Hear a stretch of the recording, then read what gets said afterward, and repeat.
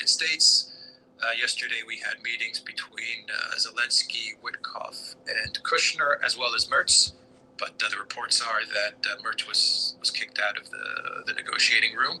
And today we have meetings between Zelensky, Kushner, Witkoff, and they've flown in Alexander Stubb to attend the meetings. So we have negotiations taking place between Ukraine, Europe, and the United States, if you want to call what's happening right now negotiations. And they're talking about three topics. They're discussing three separate documents or three separate tracks in these negotiations. They're talking about the territory issue, security guarantees, and I believe the third one is the economic reparations stuff, the money. So that's what they're discussing over these past 2 days. Yesterday's meetings in Berlin were 5 hours long. As we're recording this video, the second negotiations are taking place. The big news is that Zelensky has made huge concessions, massive concessions. The media is talking about this, and Kaya Kallas has mentioned how these are just huge concessions that Zelensky is making. He has said that Ukraine is not going to pursue NATO membership yet. We don't even know what exactly he means when he says that Ukraine is dropping its pursuit of entering NATO. But in return, what he wants is the United States, Europe, Canada, and most likely Japan to provide security guarantees. Security guarantees that, in the case of the United States, would have to be approved by Congress, an alliance, a military alliance. Basically, what Zelensky is saying is, I'll drop the pursuit of NATO, but in its place, I want NATO plus Japan. and I want a military alliance with the United States, which basically means that he's asking for not just NATO security, but he's asking for NATO security and more. At least that's how it looks to me. But what do you think is happening here? Do you think anyone is buying this or falling for all of these fake concessions? Well, the people who will not fall for these fake concessions, and just to be very clear, they are completely fake concessions, are the Russians. The Russians have already made it clear, and we'll come to them in a short time, that they're going to reject all of this, every single part of this. Now, let's talk about NATO. What Zelensky is saying about NATO. Firstly, most important thing, he is not talking about changing Ukraine's constitution. Ukraine's constitution says that Ukraine will one day eventually join NATO. He has ruled out any changes to the constitution whatsoever. He says that at the moment, and it is at the moment, Ukraine will not pursue NATO membership because he accepts, and Kaya Kallas accepts, and various other people accept, that there is too much opposition within NATO to Ukraine joining NATO. So he says that in accepting this reality, what he wants instead is a treaty of alliance with the United States that gives Ukraine essentially the same protections as those it would have if it was a member of NATO. In other words, there would be a military alliance between Ukraine and the United States, and between Ukraine and other Western powers, including, of course, Japan, but obviously Britain and France and Germany, and those are the others would all be there. And he wants this treaty of alliance because it would be a treaty of alliance ratified by the US Congress. So it would be an international treaty. So in every respect, that is NATO. That is essentially no different from NATO at all. The Russian demand is completely different. Not only must Ukraine commit not to joining NATO, but and make an indefinite and permanent commitment that it will not join NATO, but it must also accept neutral, non-aligned status. This is not neutral, non-aligned status. This is an alliance between Ukraine and the West, Ukraine would in effect become a member of NATO in all but name, and eventually, and at some point, it would still become a member of NATO again. So he is not conceding anything. He is accepting the reality that the Trump administration is not going to agree to Ukraine's NATO membership today, and nor is Hungary, and nor are various other NATO countries. So he's not getting second best. He's getting a lot more than second best. He's going to get an actual military alliance. Now, everything else that I'm hearing about the Ukrainian proposals and what Witkoff and Kushner are discussing with Zelensky in Berlin are Ukrainian proposals, Ukrainian counter proposals. Says again, the Ukrainians have not changed their plan. They basically are sticking with the Kellogg plan. He says, yes, maybe Ukrainian troops can withdraw from Donbass, but Russian troops must also withdraw from Donbass. That basically then makes it a ceasefire on the existing conflict lines. I mean, I think this is a thing people do need to understand. If the Russians would pull back and the Ukrainians pull back and there is a demilitarized zone between, there is a ceasefire. It is not with Ukrainian withdrawal from Donbass. So he's going back to the ceasefire in Donbass, and a ceasefire all across the other parts of the conflict line as well. And he's sticking to this. Apparently he's still negotiating on the terms of any Ukrainian withdrawal from Donbass. He's very resistant to accepting such a withdrawal, but he's floating this possibility. And again, it's a possibility that the Russians are not only going to reject, they have already rejected. They've just said so over the last... All right.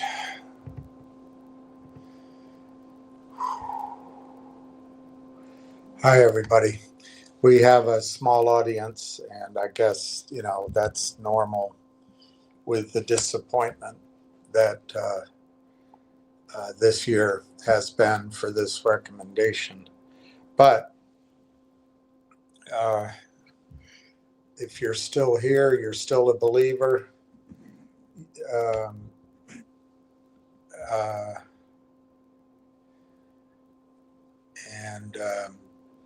It basically, the calendar is filling up with days gone by.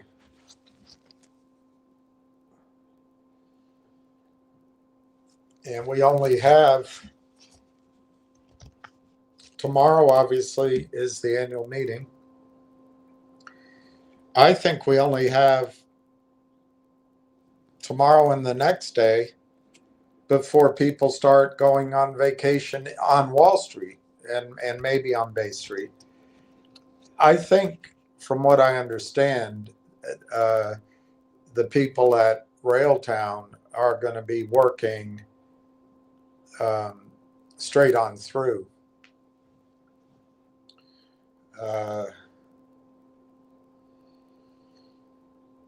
Technically, not adjusting for half days, technically, after today, there's 1, 2, 3, 4, 5, 6, 7, 8, 9, 10 trading days left in the year.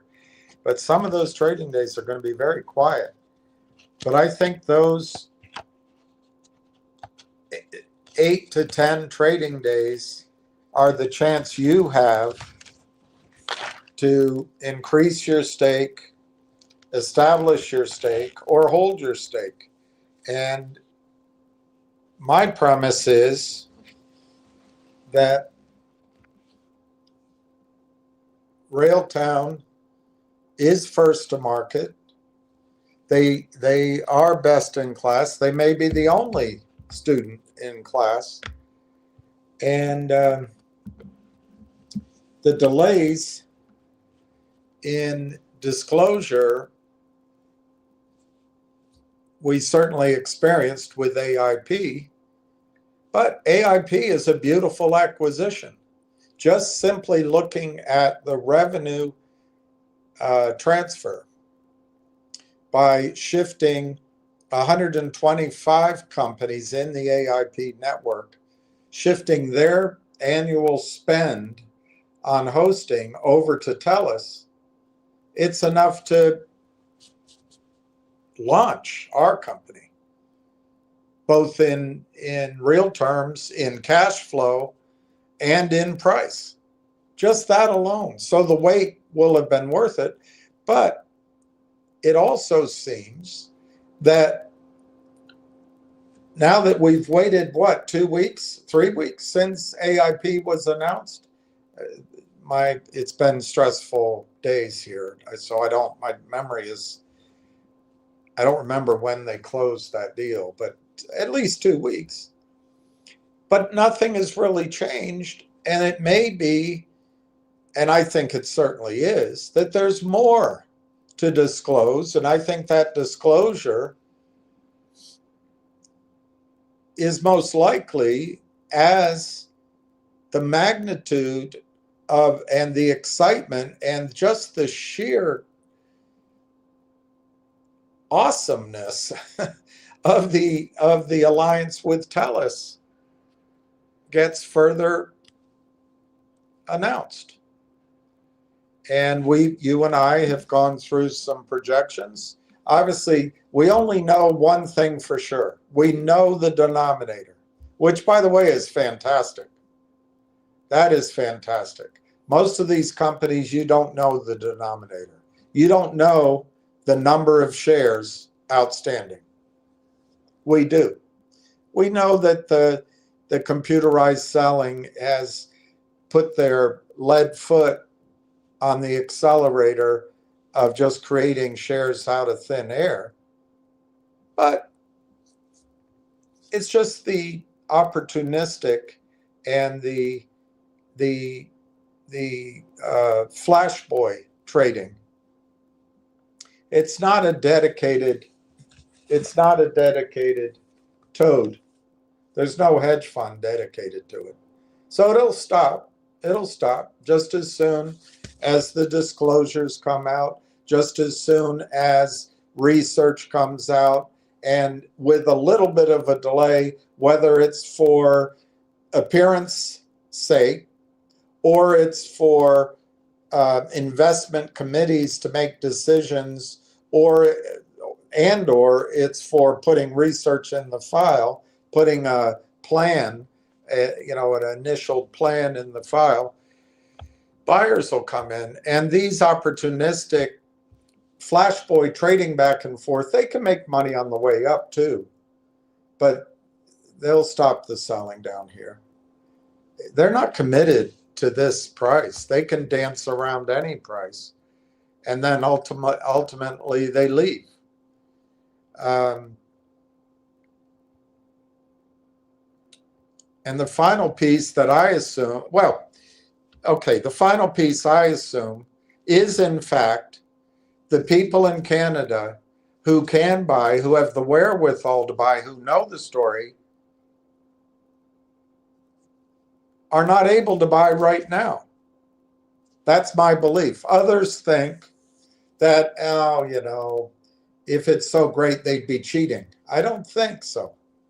I don't think as a country, or as, I guess, two cities, Vancouver and Toronto, I'm not sure the magnitude of the cheating that goes on in terms of front-running privileged information. I'm sure it happens a little bit in the States and in New York. I mean, Martha Stewart got pulled for it.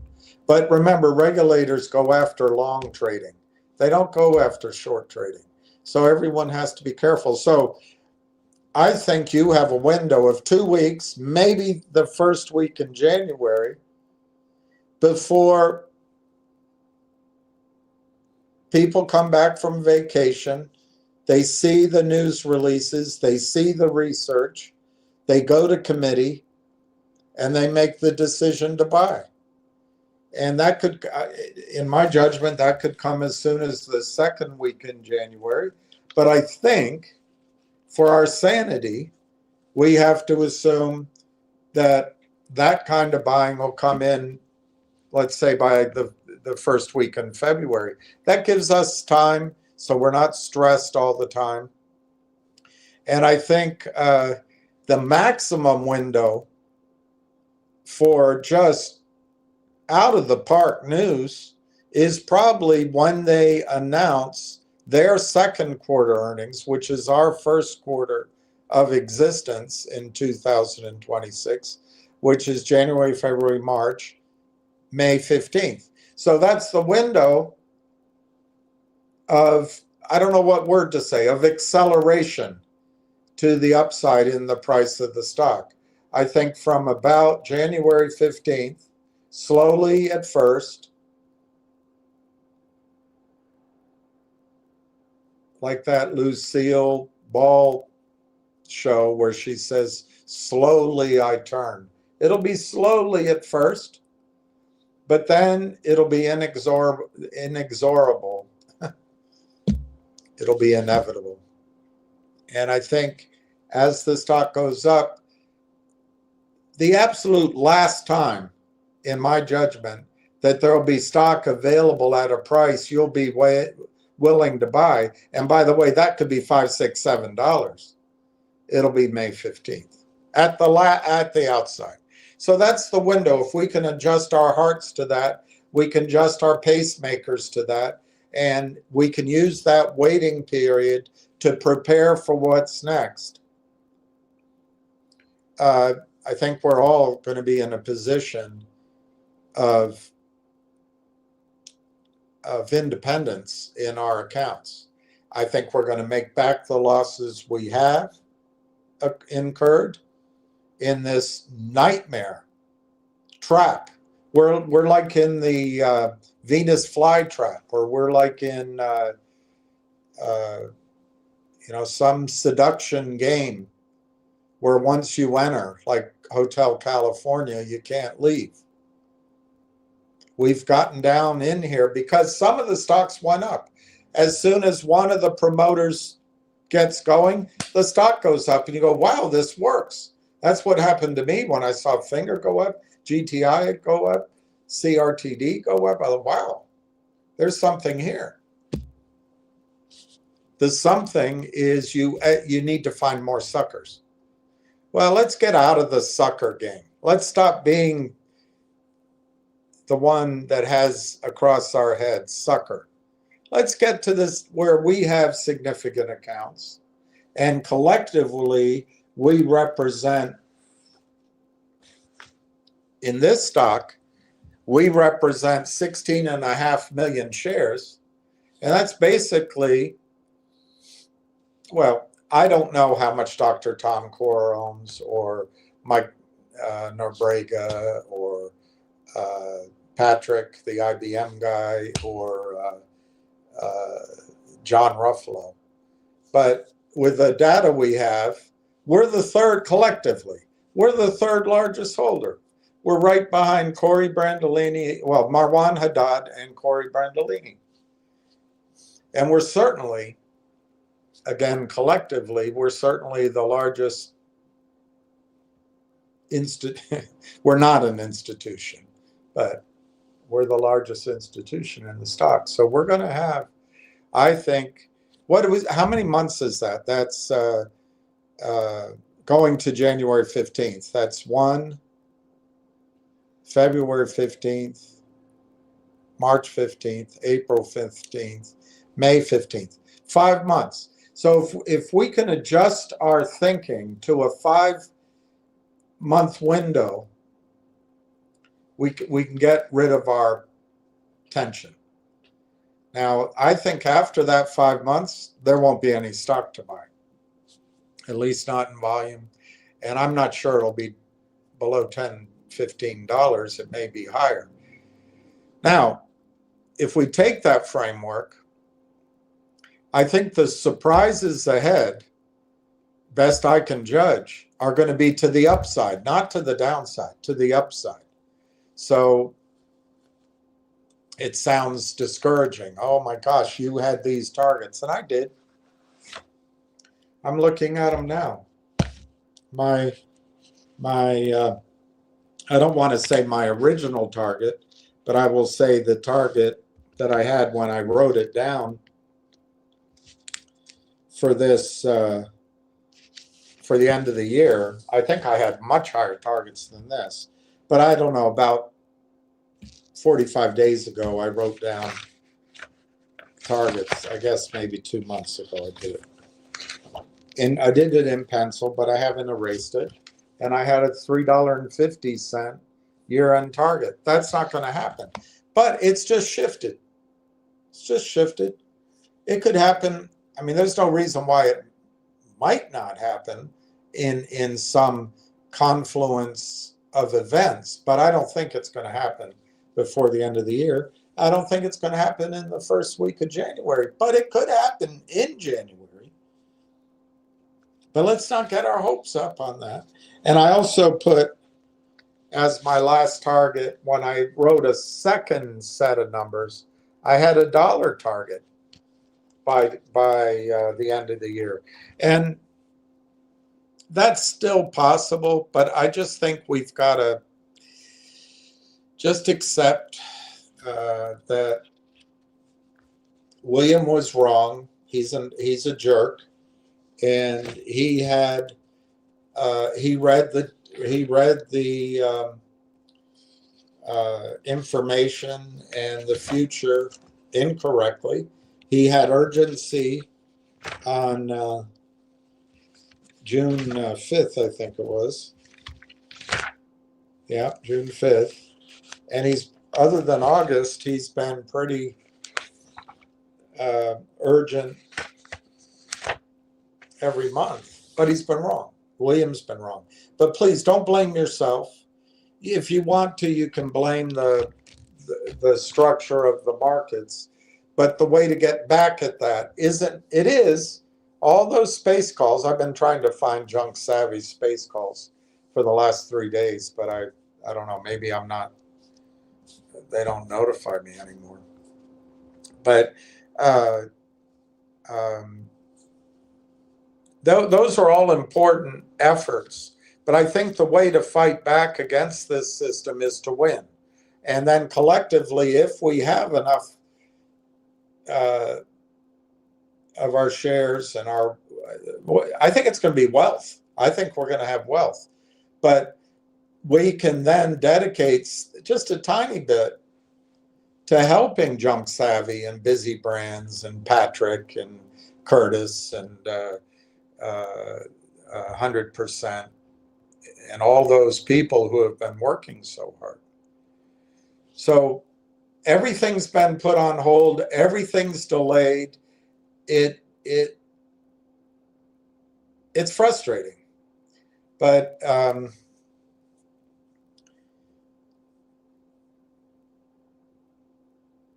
it's the life of an investor. It's the life of an entrepreneur. It's the life of a salesman, not the death, the life of a salesman. And I think it's the experience of farmers and miners and soldiers and sailors. A lot of it's life. So I don't think it's going to be 5 months. I don't think it's going to be 90 days. But there was one period of my life a long time ago that my mother gave me advice that kind of stuck with me. Whenever you get knocked back on your heels and your things haven't gone the way you want, she didn't say this, I'm saying this part, make a plan. Act on it every day. And what she said is, anybody can do anything for 90 days. You can cut out the negative thoughts for 90 days. You can cut out the listening to the AIP guys are great, but Railtown guys are a bunch of stumble bums, which isn't true. But don't listen to the devilish whispers. You can do that for 90 days. You don't have to listen to any of that. And you also don't have to dip your brain and your thoughts into the idea that Railtown's just like any of these other stocks and the shorts can destroy it. Why? Because they closed the AIP deal without entering into toxic debt. They closed the AIP deal under budget in terms of the number of shares. And they have enough revenue projected. They're not going to need to raise money. And further, they have money coming in each month from the exercise of warrants. And I think in February, it's a massive number. I think it's in the $3 million range. And you know what? Those shares are already factored in to the fully diluted share account. So you can just put those fears aside. Just put fears aside for 90 days. Have a plan for 90 days. Get up and rub your dog's ears so she knows you love her. And be grateful for things in life that you are grateful for. And just schedule your emotions for the next 90 days, maybe,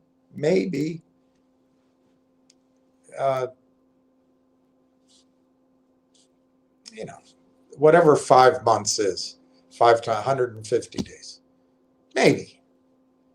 But remember, the surprises will be to the upside if you accept that attitude. If you change that approach, the surprises when they come are going to be dramatically higher. And you go, oh my gosh, what's going on? There'll be days the stock's up and you'll scan for news. You won't find anything. And it's, from 30 cents, it'll be 60 cents in the matter of perhaps 1 or 2 days. And you go, what the hell's going on? Well, it's the buying rumbling in. And your secret power right now is you're able to put public information and the corporate presentation and some LinkedIn and Twitter and newspaper articles and interviews. You're able to put all that together and come to a conclusion and buy.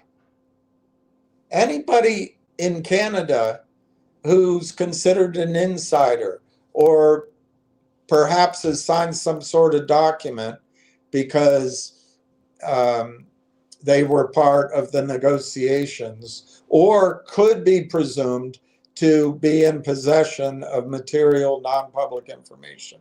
They can do all that work better than we can, better than we are able to. But they've got this kryptonite. It's called they're in possession of material non-public information. You get to act. They can't. They got to wait. And of course, it's counterintuitive because our desire is to make money from these low prices. I think that's your desire. But these institutions, they don't mind paying $2, $3, $4, $5, $6, $10 a share. They don't mind that. Once the company has established itself to go from 10 to maybe 25 or 30 or 35 over the next months, that's fine. That's performance. They get to charge fees on it. And they get to keep their job. So I think it's really exciting. It's hard to feel that way maybe, but maybe we fake it until we make it. But man, this stock is cheap.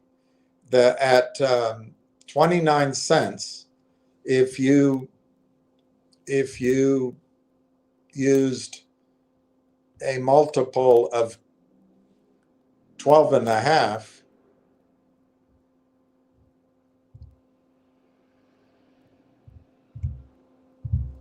you get to, you're assuming revenue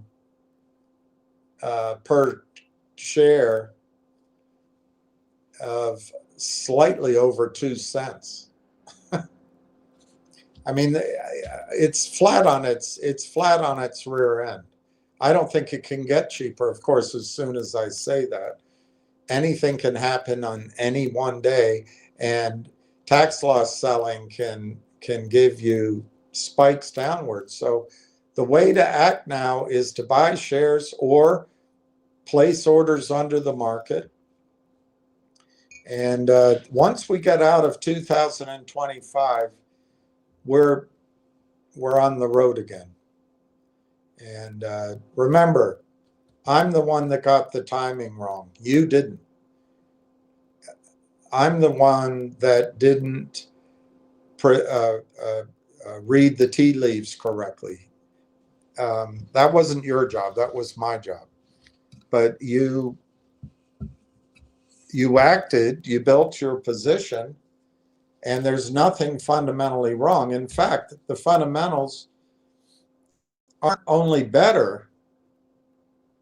This company has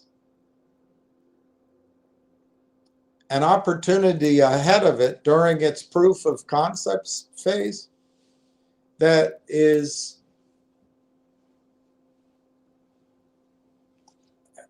I don't know what to compare it to, but it's like, I can't come up with an analogy, so I'll just describe it. What you had was a company that was trying to do one-off contracts, which they still are, with many entities, and they're still going to be very successful at that. But all at once, TELUS, through its one and only Canadian sovereign AI data center, is going to provide so much business, it'll be more than Railtown can say grace over. And it is a magnitude greater than what we could have expected. I showed you yesterday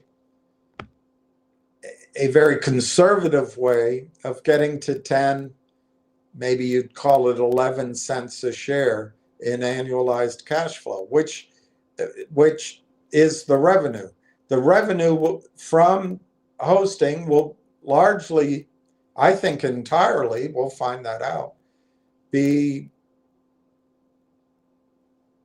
free of deductions. It'll be 100%, as close to that as you can, margin. We'll find out.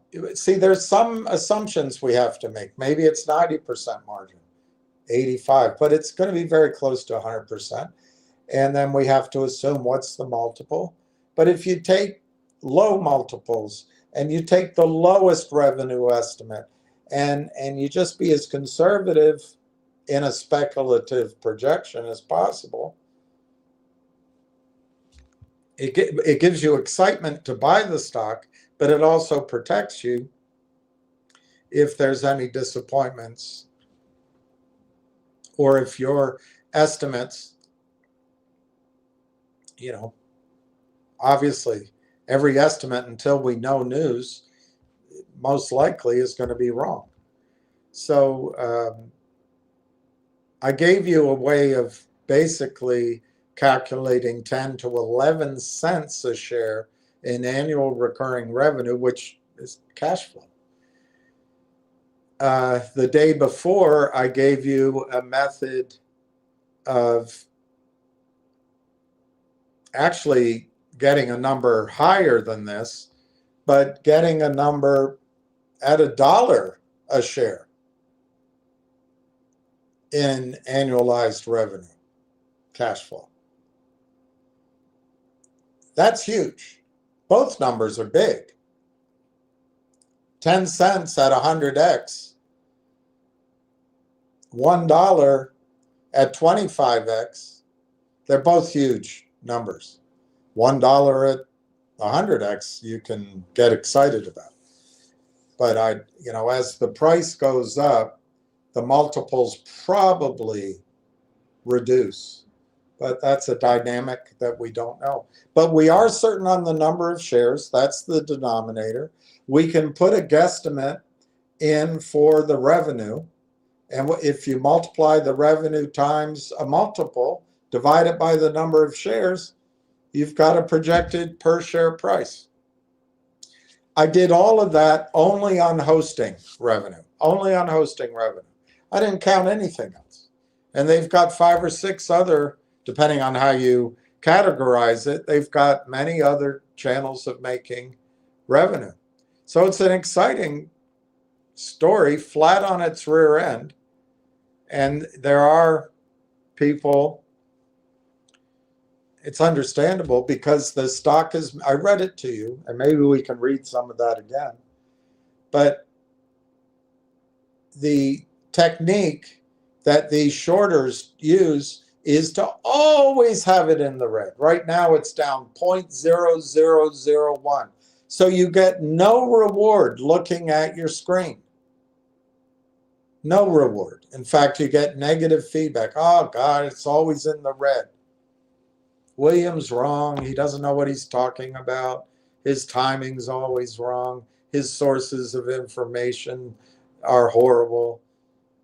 Let me call somebody that's maybe has better information, talks to the same people, but maybe analyzes it better than William. I don't know. It's always darkest just before it goes totally black. Actually, the expression is it's always darkest before dawn. And dawn is coming. Dawn, as you guys say in New York. Dawn. Dawn. All right. Genius Brands is down half a penny at 65.77. Remember the great drum major call for attention when they hired Mark Bazile? That stock will go down unless he changes his behavior. I'm talking about the man with 3 first names. And Mark will make money. I guess he'll deserve it. But shareholders are likely to be left behind in that story. It looks like Jeremy in CRTD may have worked his way back, but he had to go get his nose bloodied 2 or 3 more times. He wouldn't listen. Some people just have to go through it. And I don't know, but last time I looked, he was absolutely convinced that Lynn Partners were mensches. G-Bucks is down a penny at 5 cents. So if you liked it at $8 on its way to 150, you will love to accumulate it for a nickel. GDC is 366, similar thing. You want to buy it at 750 because there's a news story out that it's worth $22 a share, which was actually a miscalculation. I don't blame anybody. I make calculations. Sometimes I go, wait a minute, that's wrong. But it was a bad calculation. Well, it's now 366. So if you loved it at 766, it's got to be an awesome opportunity at 366. Finger is down 3 cents at $1.46. Something big was, my understanding, was going to happen this week or next week. Maybe it will. The only thing big that I can think of is maybe they'll finally be able to announce revenues from the C2 contract. And that could be a positive. But they signed up with that firm O'Reilly to raise 50 million, up to 50 million, something like that. You can look it up in at the money funding. So slowly, inexorably, the hedge funds who were originally behind Lynn Partners will get where they want it to be if they can, which is under $1, and then a collapse, and then a reverse split. And that's their strategy.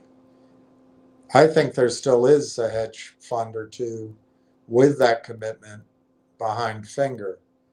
But that doesn't mean Finger can't have nice rallies.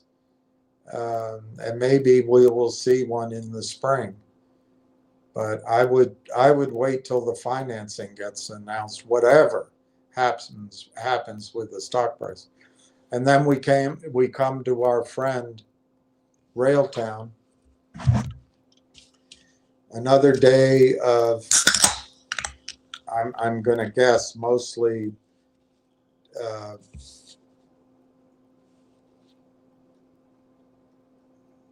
hypothecated volume and rehypothecated volume.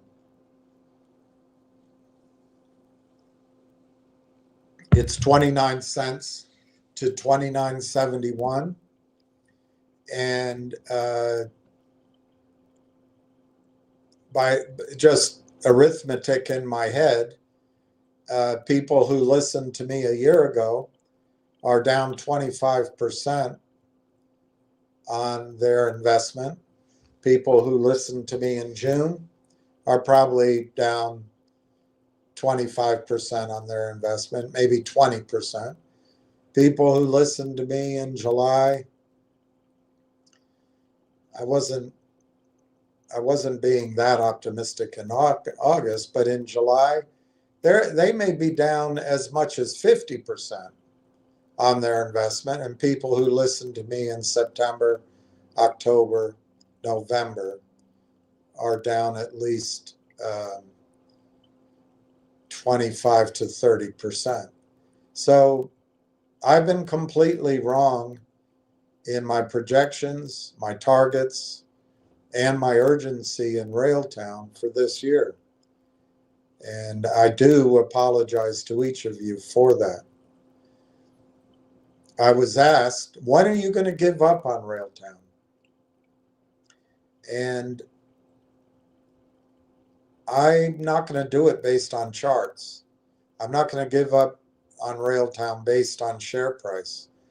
I'm not going to give up on Railtown based on the systemic, soul-crushing selling that goes on in American markets. I'm not going to give up on Railtown because of an extended blackout period for buying from February 11th, which still hasn't ended. That blackout period still hasn't ended. I'm not going to give up on Railtown then. And I'm not going to give up on Railtown just because Langchain came out with trumpets blaring, but doesn't look to be as good a product. I'm sure it's fine. It's a big market. There's going to be plenty of room, plenty of competition.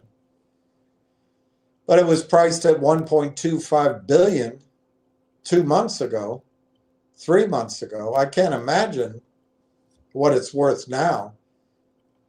I'm not going to give up on Railtown in that environment. I'm going to give up on it because the stock's down, because it seems to be in the red every day. If you look at it, there are a few days where it drops down, but the rest of the time, I mean, it does slowly seem to go down, but it's just a matter of making sure the prints are slightly red. It's all they do. I'm not going to give up on it just because of that. This is not a hot stock. This is not a day trading stock. obviously, and I commend those of you like, well, I'm not going to give any names, but there were people either for their own reasons, their instincts, their experience,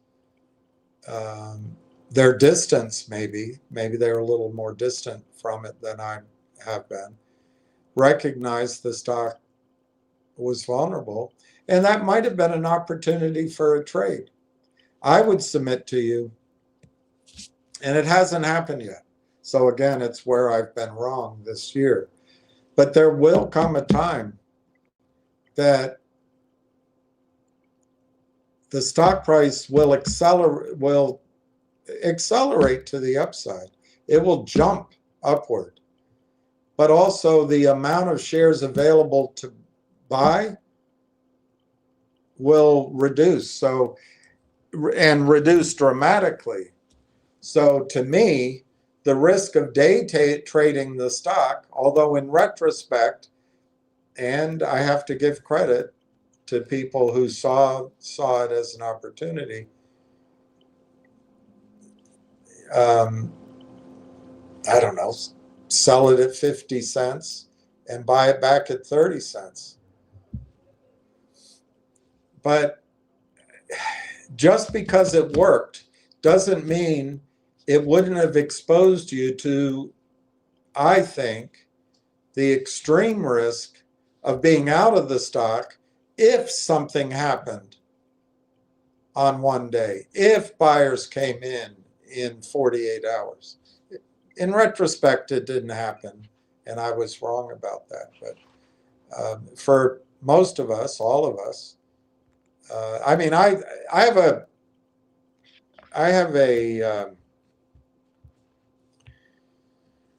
I was going to say puny, but I have a small position, and it's, you know, if I were me just even a couple of years ago, I'd have a really big position. But and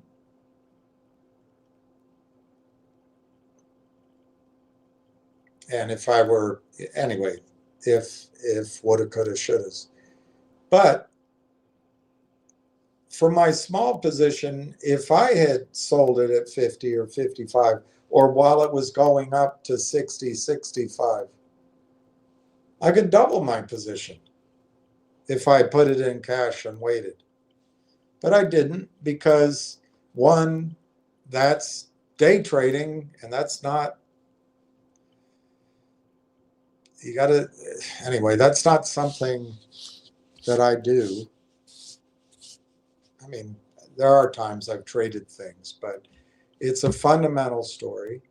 And I truly did believe, and I continue to believe, that this stock price can change in a heartbeat. And I wouldn't have wanted to take the risk of being out. Because while it might stair step at first, it might go, let's say something happened and it's suddenly 40 cents and it's hemming and hawing at 40 cents. And then somebody comes in, it'll be 90 cents. It'll back and fill a little bit. Then it's $1.25. Might come back a little bit. And then it's 150, 175. And then it pulls, maybe sits. And then all of a sudden it's 250. And each of those digits, 1, 2, 3, 4, 5, 6, it's going to bring in additional buying. And the volume will come down. Most of this volume is rehypothecated shares, illegally. You know the whole story. That'll disappear. Not all of it, but most of it.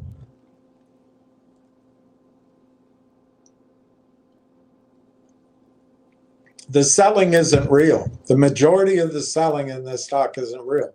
Yes, there'll be tax loss selling. Yes, there may be selling for other purposes, need the money elsewhere, like margin calls. There may be selling just out of, hey, it's a year. It didn't work. William's an asshole. I'm selling. It could be that. But, and others may say, you know, I need to sell Railtown because I have a better alternative. GDC at 750. Look at it, the headline, it's worth 22. That's 3 times my money. And it's in the headline, it's going to happen. Well, it may still. It may still. All right, so Railtown now is 29 cents to 29.71, 106,240 share volume. Last trade 300 shares at 29.18, and before that 1,000 shares at 29.18. And the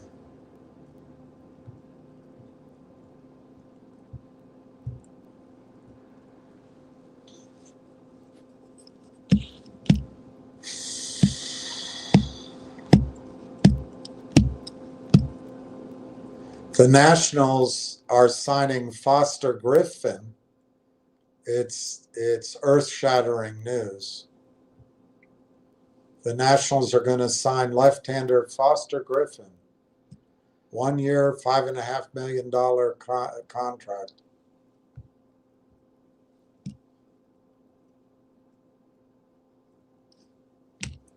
All right, let's go through your comments.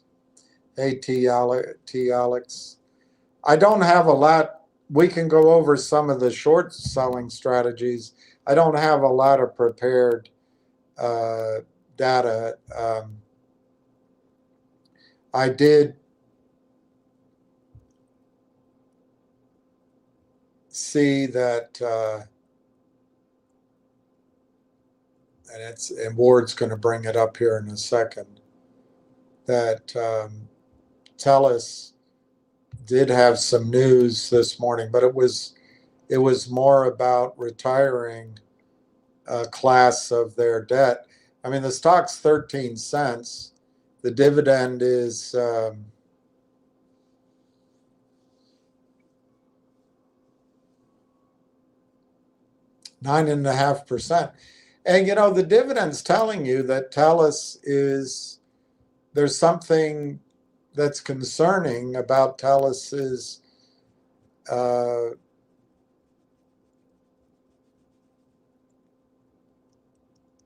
future.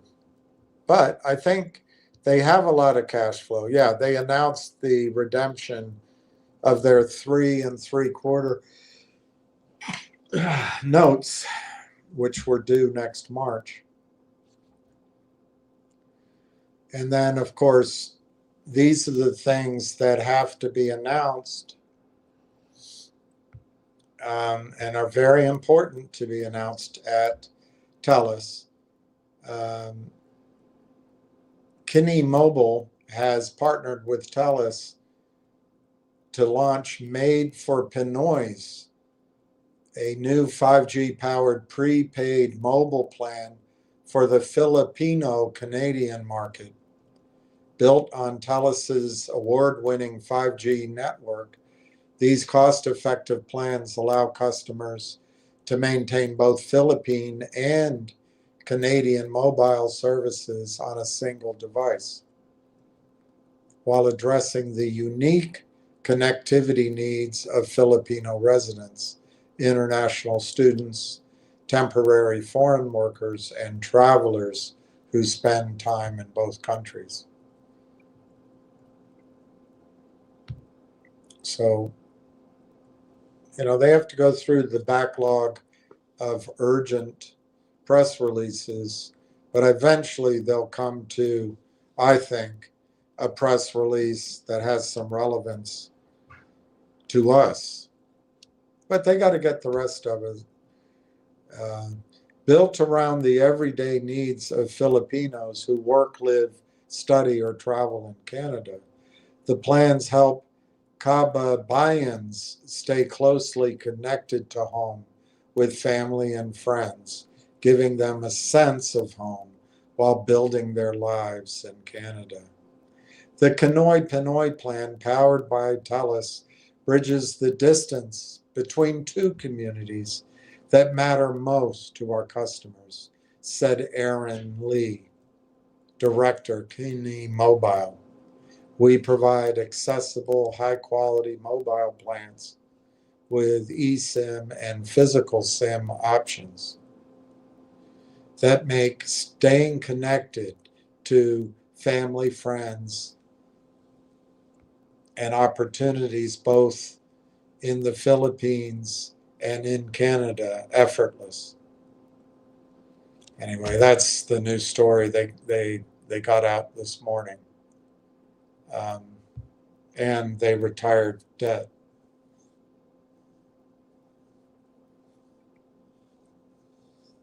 So eventually, as they go through their hopper, they'll get to news, hopefully, that is relevant to our full disclosure blockage, if I'm right. Yeah, I mean, maybe there's something else out there too.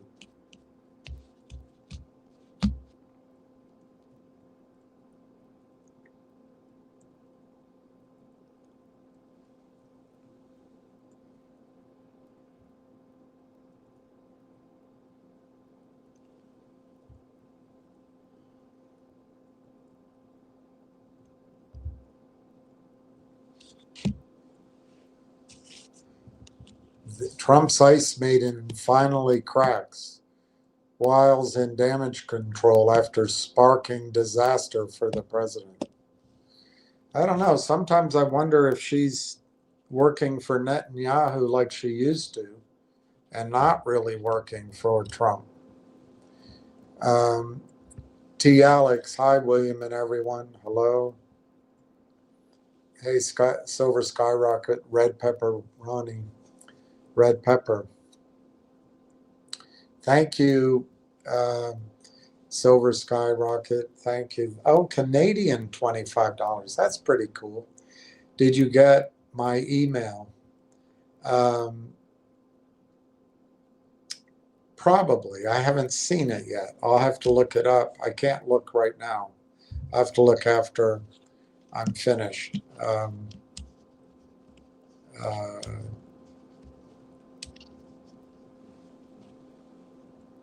Sorry about that. I should have looked. I've been trying, I've just been scrambling the last few days. But anyway, Donna is a believer. A believer. Good afternoon, William. I'm still a believer. I'm holding my real town. All right. Good for you. That's the way to be. And that's acting. And that, that's taking action. And that's important. So, by the time you get back your snowbird lifestyle, by the time you get back north, I believe there's a pretty good chance your account will be a completely different status. So good for you. Hey, Joe Marty, good afternoon. Ward Richardson, he always helps give something to talk about when I'm unprepared. Good afternoon, William and RT crew. My problem yesterday was my cell phone was laying on the keyboard. Lucky was staring at me for 2 hours while I was doing more research, waiting for you to come on. Lucky boy. I wish he would sit and stare at me again.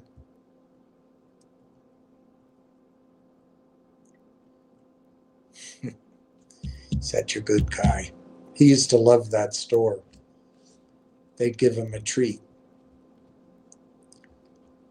He made friends everywhere. He'd go get a treat from stores and hardware stores and liquor stores. He had a whole route.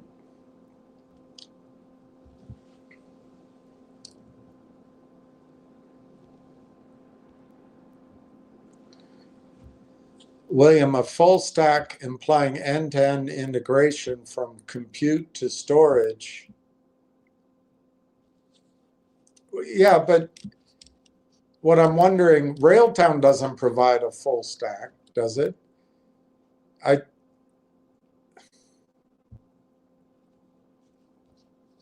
don't really know what an agentic agent is. but I think it's, you know, it's bigger than like I suppose it's bigger than an app on your phone or something. But I think an agentic agent has a library and storage in it. But I think maybe it's the files you need or the points you need rather than the entire, uh, you know, information around the globe that's been collected on the internet. I don't know. But I don't think Railtown does end-to-end integration from compute to storage. I think the compute part is TELUS. The storage part is TELUS, except for what I just described. I think agentic agents do have libraries in them, but I'm talking out of my limited memory for reading things. William, stack and rack system, like stack in rack. So rack is where they put the chip, the big the computer components, I guess you call it, in the air conditioned building. It's like those it's like those stereo. I've never had one, but if you have a high end stereo setup at a luxury house, you open your closet and there's a stack of all the components in this air conditioned room and a bunch of wires. It's kind of like that. Stack and rack system like AMD Hilo Stack describes a bundled hardware and software configuration. And I think Railtown obviously is software, optimized for AI workloads such as GPUs, CPUs, networking, and cooling, integrated into a single rack unit. These are used in data centers. So I guess AMD can be used in conjunction with NVIDIA, maybe? Or does NVIDIA do these same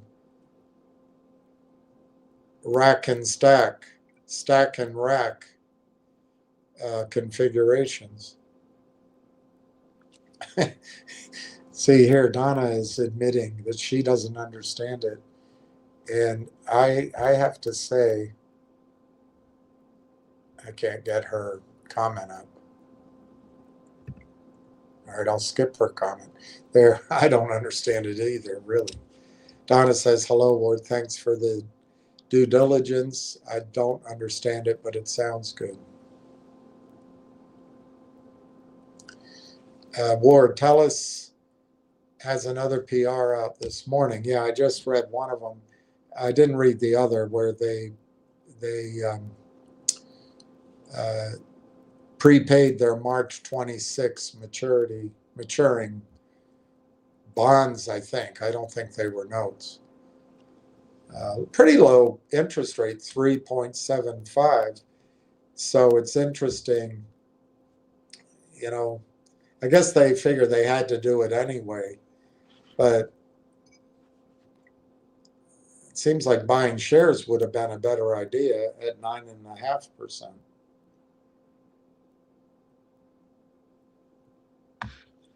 I think the dividend obviously is there in TELUS because of leverage and risk that they reduce their dividend. But that could change. There's a lot of buy recommendations on TELUS with targets of $20 to $25 a share. But there are a lot of negative reports as well. Ward Richardson, TELUS has a 10-year strategic alliance with Google Cloud.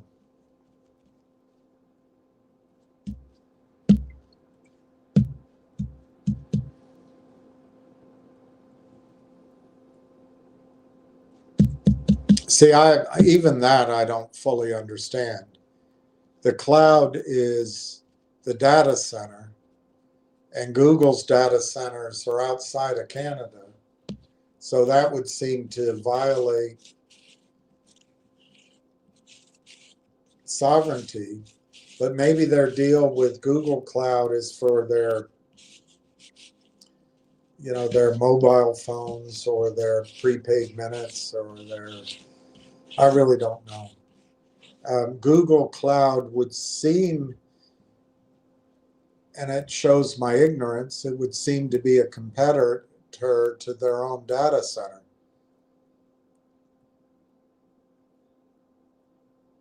I don't know. TELUS has a partnership with MySQL, which is owned by Oracle. Wow. Wow. Wow. It's all bigger than Solomon's Treasure. I just bought 60 shares. There you go. There you go.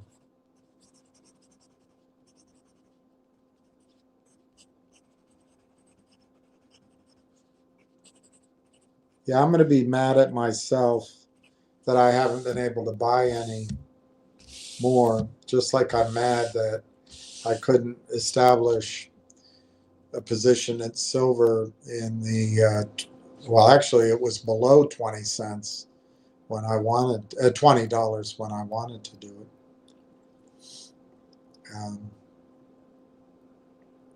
In fact, if somehow I'd been able to take equity out of my house, I would have put it all in silver at $16, $17. But anyway, you can't go back and do things. Silver at $25 would have been great, $30. And I'm not doing it. It's what I recommended to people. And it's clear that's, but anyway, I might regret that I didn't buy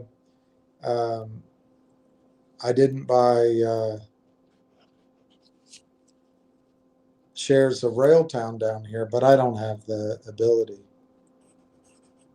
Just like I didn't have the ability to buy silver. So I'm really glad that you guys are doing it. I'm really glad that you're doing it. Well, let me see what he says here. Waiting for money to clear, Solomon Treasure says, so I can buy more. Thank you for your tireless commitment.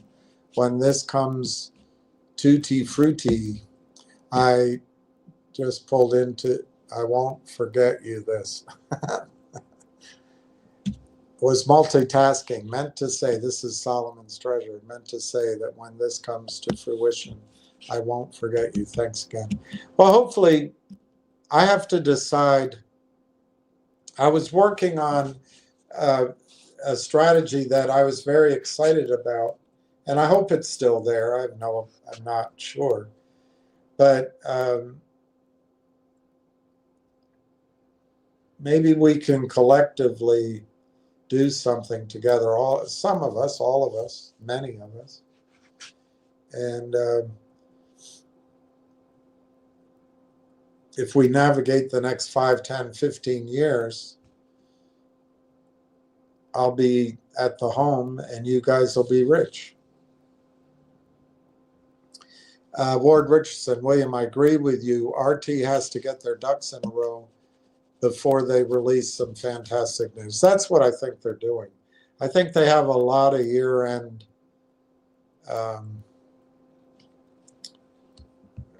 items in the hopper to release. For us, what's urgent to us is, business, production. I think in Canada, it's a blend of pure capitalism and maybe a mixture with social, I don't know if it's socialism, but trying to incorporate the human side, human caring in capitalism. It's very,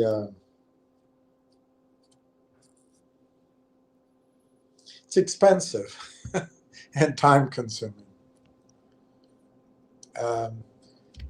Ward, William, RT does not do stack, but their software can be integrated into a stack system to root out problems. Yeah, exactly. And I go even further. But I don't know for sure. I think, at least as far as TELUS is concerned, that Railtown is the key integration to that stack to allow TELUS to offer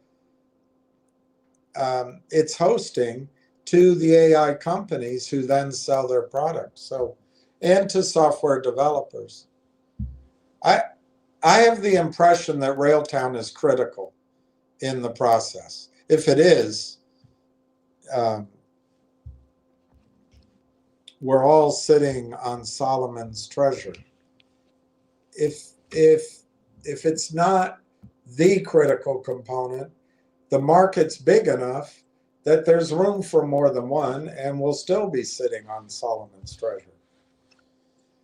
All right, so it ran out of comments. I think I told you that I read this book, The Psychology of Money. I think I read it on my way to my mother's goodbye. And it's a pretty dynamic book. It's written by Morgan Housel. But chapter 16 starts out with something I really think, as we fight this system, you need to bear in mind. Beware taking financial cues from people playing a different game than you are. And my point of view is that the Charm Boys are playing a different game than you are.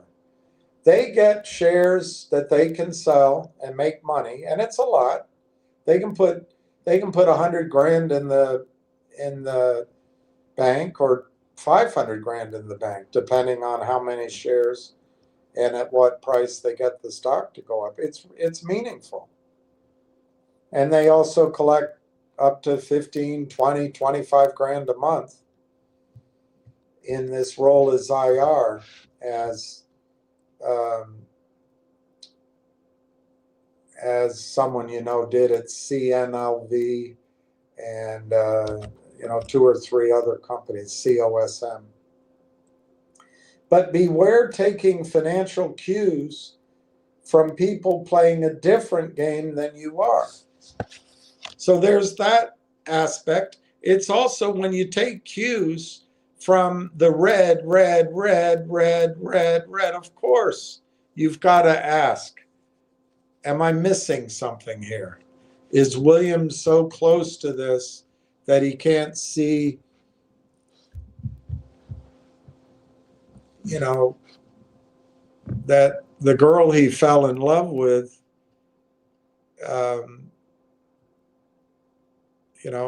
has 3 other boyfriends that she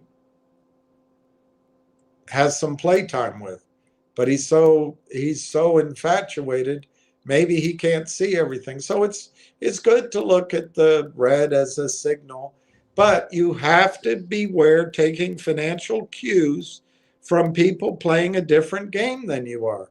And the red is the constant churning. We used to call it churning, which is illegal. Back and forth, back and forth, back and forth. Trading, flash boy trading, selling endless amounts of stock if they can get away with it that they don't own. Using dark pools, at the end of the day, lying about trades, providing the name or the account number after the close. A lot of guys did that when I was around. So you settle it all up after the close, and then your attorney can almost honestly say, well, we don't short. But during the day you are, because their game is different than your game. Their game is to take a stock from 69 cents high down to 29 cents in a matter of 4 months. Whatever it is, you can look it up. And they do it steadily, slowly. They love. I mean, I'm not related to them. I'm not being paid by anybody. And in fact, right now, I'm quite concerned about my ability to sustain doing this. But I assume, I'll get through the holidays and then maybe I have to, just do something else. But I'm not being paid by anybody. But I recognize what's going on. They get their reward by slowly driving it down when retail's buying. And one guy that's getting retail to buy it, I guess, is me. But I'm not doing it on behalf of them. It's just their opportunism, and it's their strategy. They figure if retail's buying, they can, once retail spent all of the money they can spend, we can only buy once. They can sell 10, 20, 30, 40, 50 times. But they're just trying each day, if they sell, then buy, sell, then buy, sell, buy, sell, buy, sell, buy, sell, buy, sell, buy. At the end of the day, this stupid concept that they're directionally neutral, and somehow that's a benefit to the world. And it's not shorting. I mean, there needs to be some policy attention to the U.S. markets. Unfortunately, the banks own the policymakers. But anyway, their goal is just to take out 500 a day, 5,000 a day, 50,000 a day, or stretched out over a week or 3 weeks. And they do it with every stock, particularly where there's volume. Volume excites them, and because there's something to steal. Now, it was never my intention to let these bastards steal from you, but they have. And you know what? We can turn it on it all on the head and turn it back at them. They'll walk away. They're making money in hundreds of other trades, but they'll walk away. They might be able to bury some of their tickets. They'll absorb some losses, write it off against gains, but they've already made probably, I don't know, the average volume is 200 a day. If you assume 100,000 a day times 20 days, that's, I don't know, is that 2 million shares a month for 6 months? I guess so. 12 million shares. If they made 5 cents, 10 cents, let's just say 5 cents on 12 million shares over that time frame,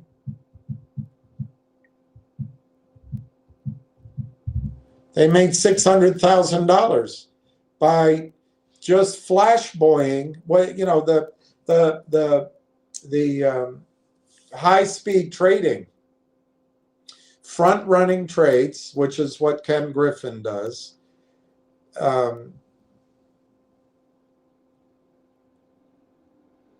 By selling stock they don't own and constantly keeping pressure on, in the dark pool, they can buy it back, or they can use other LLCs. They can all work together and they buy it back and then settle it up later, but constantly getting rid. And every now and then, some people give up and sell out. That helps them. But the main thing that helps them is that we all buy and then we stop buying. By definition, we run out of money. It's like me.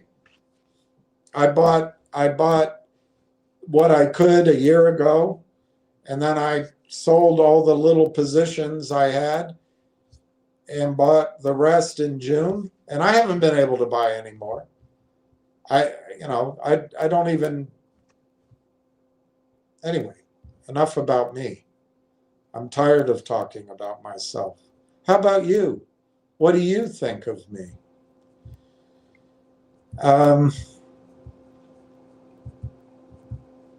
So they could have made 600,000. They could have been made more, $500,000 to $1,000,000 by just this day, just this endless grind day after day. And to you, it looks like why bother for 500? But if you do it for 6 months, 12 million shares, probably more than that, and 5 cents a share, $600 million, $600,000. But you got to beware taking financial cues from people playing a different game than you are. All they're doing is strip mining illegally, strip mining the markets for $500,000 over a 6-month period, probably more than that. It has nothing to do with the fundamental story. They don't know jack sprat. And particularly when there's no knowledgeable buying.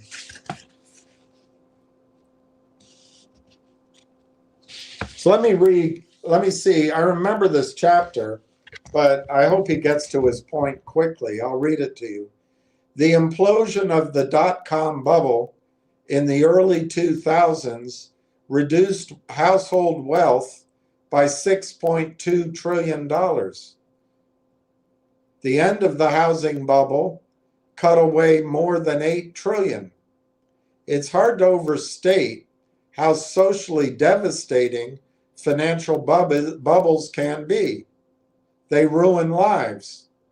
And that's what I feel's happened here with many of you. I don't speak for you, but I think many of you got caught up in the AME and GMC mania, and then I think some people that you know tagged on to that mania and came out with their story they have told every year for 10 years.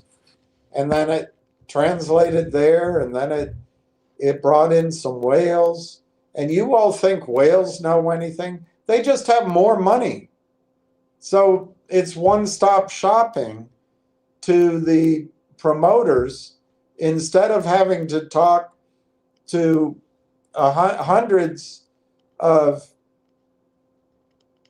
lesser endowed accounts. You just talk to one, but it's the same gullible retail mindset.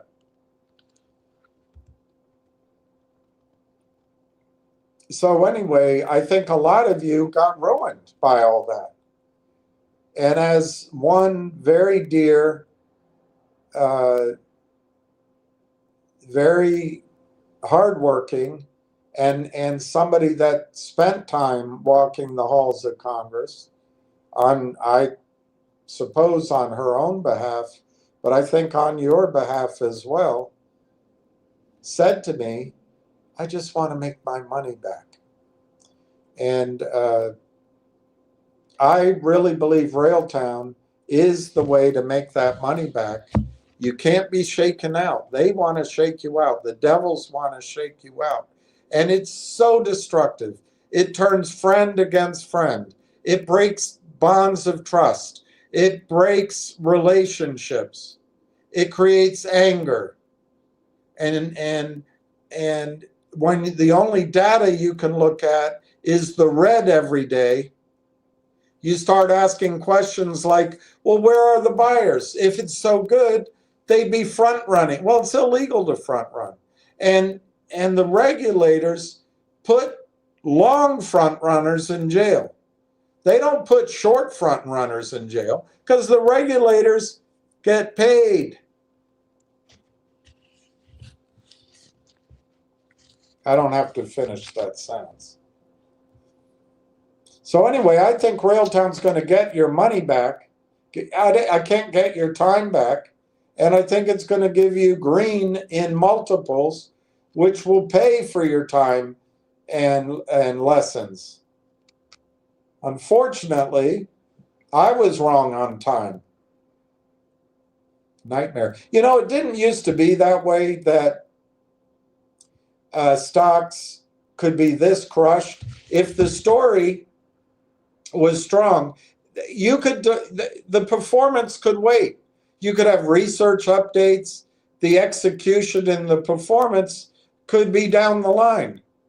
But it's the removal of the uptick rule, this computerized high-speed selling, this stock loan lending, the securitization, the creation of a fractional reserve security banking system, a fractional reserve security custodial system, a fractional reserve security trading system, a fractional reserve security stuff it in the retail account system that has set all this up. It's hard to fight, but we will win here. We will win here. So anyway, financial bubbles can be devastating. They ruin lives. Why do these things happen? And why do they keep happening? Why can't we learn our lessons? The common answer here is that people are greedy. Not me, obviously. And greed is an indelible feature of human nature. That may be true, and it's a good enough answer for most. But remember from chapter 1, no one is crazy. Well, I've met some crazy people. As my Chinese friend and client said to me as she drove away, I hope you're not crazy like your mother. She picked a fight with my mother. I hope you're not crazy like your mother. She then hired a guy in my place, liquidated every position I had her in, and paid him $250,000.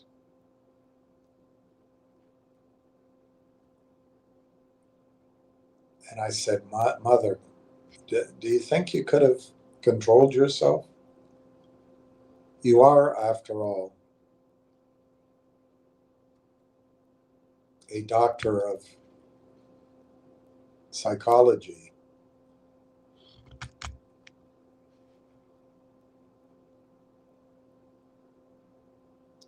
Well, she said to me, well, Mother, couldn't you have? The answer is no, she couldn't have. That one thing would have saved my home. But hey, no one is crazy except your mother. People make financial decisions they regret, and they often do so with scarce information and without logic. But the decisions made sense to them when they made that decision. And that's exactly right. Because we use a lot of input into our financial systems, more than just logic, into our financial decisions. Blaming bubbles on greed and stopping there misses important lessons about how and why people rationalize what in hindsight look like greedy decisions. In hindsight, part of why bubbles are hard to learn from is that they are not like cancer, where a biopsy gives us a clear warning and a diagnosis. They are closer to the rise and fall of a political party, where the outcome is known in hindsight, but the cause and the blame are never agreed upon. Competition for investment returns is fierce. That's true. And someone has to own every asset at every point in time. That means the mere idea of bubbles will always be controversial because no one wants to think that they own an overvalued asset. I told you all silver was undervalued massively. I still think it is. But we missed that easy part, darn it. But there'll be fun times ahead. In hindsight, we are more likely to point cynical fingers than to learn lessons. You point one finger at me. 3 fingers are pointing back at you.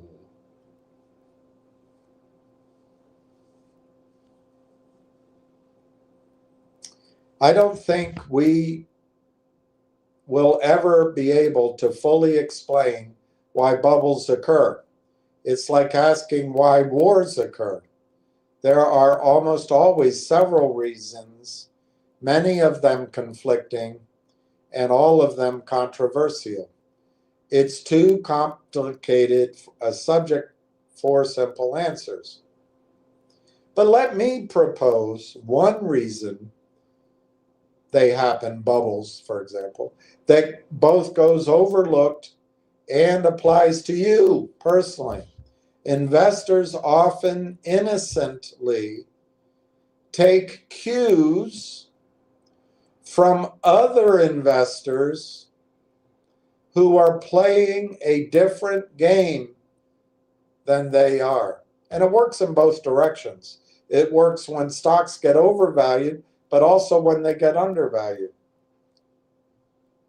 An idea exists in finance that seems innocent, but has done incalculable damage. It's the notion that I've said this to you from the start when I turned this on my outdoor deck with a coat on and my dog sitting next to me until he wanted to go inside because it was so cold. I told you then that Wall Street has convinced you of this idea that I showed you the book. I have it over there, Random Walk Down Wall Street, that the price tells you everything you need to know. It's a bunch of horse manure. Otherwise, how did Warren Buffett get rich? But if that's true, then they can get you trading. They can get you to go into mutual funds and get you away from managing or even studying your own money. Anyway, let's see what Morgan Housel says. An idea exists in finance that seems innocent but has done incalculable damage. It is the notion that assets have one rational price in a world where investors have different goals and different time horizons. Ask yourself,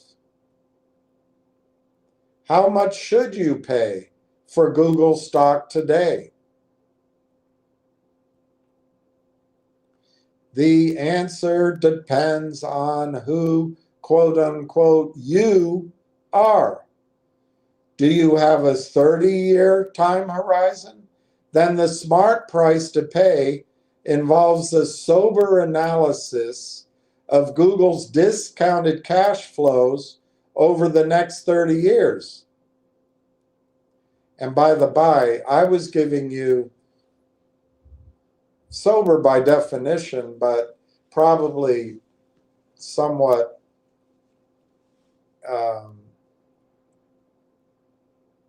broad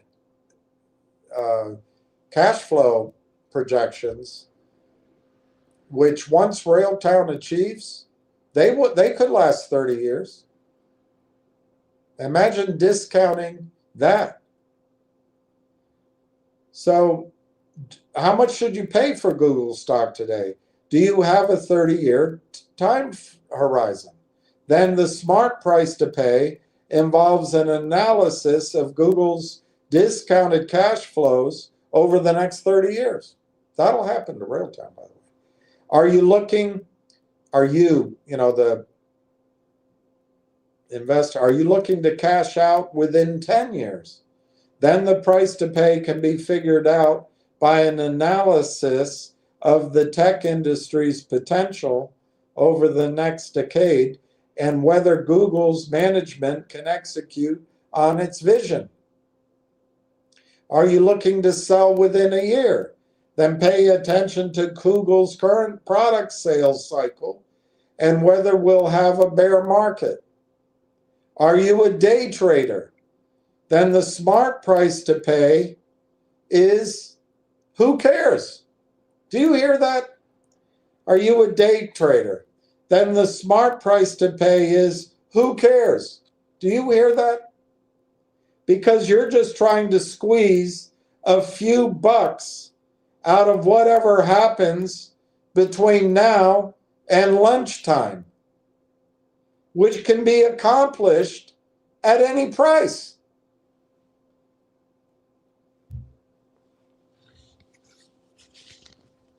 When investors have different goals and time horizons, and they do so in every asset class, prices that look ridiculous to one person can make sense to another, because the factors those investors pay attention to are different.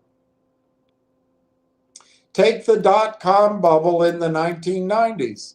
People can look at Yahoo, the stock, not the drink, in 1999 and say, are you out of your mind? And say, quote, that was crazy, a zillion times revenue. The valuation made no sense, unquote. But many investors who owned Yahoo stock in 1999 had time horizons so short that it made sense for them to pay a ridiculous price. A day trader could accomplish what they need, whether Yahoo was $5 a share or $500 a share, as long as it moved in the right direction that day. And it did for years. Iron rule of finance is that money chases returns to the greatest extent it can. And that's the institution of computerized selling, maximizing the downside. You get rid of regulation. You get attorneys to help you. You get rid of the uptick rule. You get rid of research. You get rid of investment bankers or any kind of brokerage participation by the Merrill Lynch rule, $5 rule, and et cetera, and et cetera. You get rid of the know your customer rule. You don't enforce any of the Security Act laws. And you just can maximize your profits to the downside, and it has nothing to do with the fundamentals. Just like in a bubble, like with Yahoo in this example, to the upside. An iron rule of finance is that money chases returns to the greatest extent it can. If an asset has momentum, it's been moving consistently up for a period of time. It's not crazy for a group of short-term traders to assume it will keep moving up. Well, look at it from the short sellers' side. They've been able to get it. Finally, the buying dissipates. They've turned it from going up to down. They know the retail has no really powerful resources left. They know news takes forever. they know they can screw with Canaccord, they can screw with the regulators to an extent. I'm not blaming everyone. And they can just keep the pressure on the selling. They can delay. They can cause, they have all the tricks we've gone through. So as it goes down, they just turn the computers on. So they know it's down. You're looking at it like I look at it now. This stock is predicting 2 cents a share in revenue next year. Put it another way, it's predicting $500,000 in revenue next year. That's preposterous. It's out of whack. And you're going to say to me, well, why are they still selling? Because they're pressing their bets. It's safe to assume it'll go down one more day, one more week. That's all they're in it for. They're not there for longer than that. And then the computers will whipsaw back and forth if it turns around. They'll pull their sell orders as it finds a new range to trade in, and they'll wait till it gets up in there. They might have 100 shares, 1,000 shares, but they'll wait till it's $1 to $1.25, and they'll try again up there. But right now, it's working to keep the heat on to the downside. But it has nothing to do with the fundamentals. At 29 cents, if you use a 25 multiple, which is pretty typical of a software company, it's low for an AI company, that's predicting 1 penny, 1.16 a share in revenue, annual recurring revenue. If you multiply it by the fully diluted number of shares outstanding, fully diluted, sorry, I was wrong. It was predicting 5 million in revenue next year. It would be predicting 2,610,000 in revenue. The stock price today is predicting, using a 25 multiple, 2,600,000 in revenue next year. It's absurd. It's absolutely absurd. I think it misses the mark, certainly by a magnitude of 10x, but it might miss the mark by 100x, believe it or not. Now, I'm not saying that they'll do 261 million in the strict January to January 12 months of 2026. It may be that the 260 million in revenue is a forward projection for 12 months, starting in August. It doesn't matter. Once it can be shown, they will discount that future revenue. This stock at a 25x is trading as if the company's going to do 2.5 million in revenue next year. At 50x, it's trading like it's going to do 1.25 million. At 100x, it's trading as if it's going to do 650,000 in revenue next year. It's absurd. It's absurd. But why would they keep selling? Because that's the trend, and the trend is your friend. And they're colluding. They know insider information with each other. They know what their buddies are all doing, and the regulators are asleep. Or they're young, worried about other things.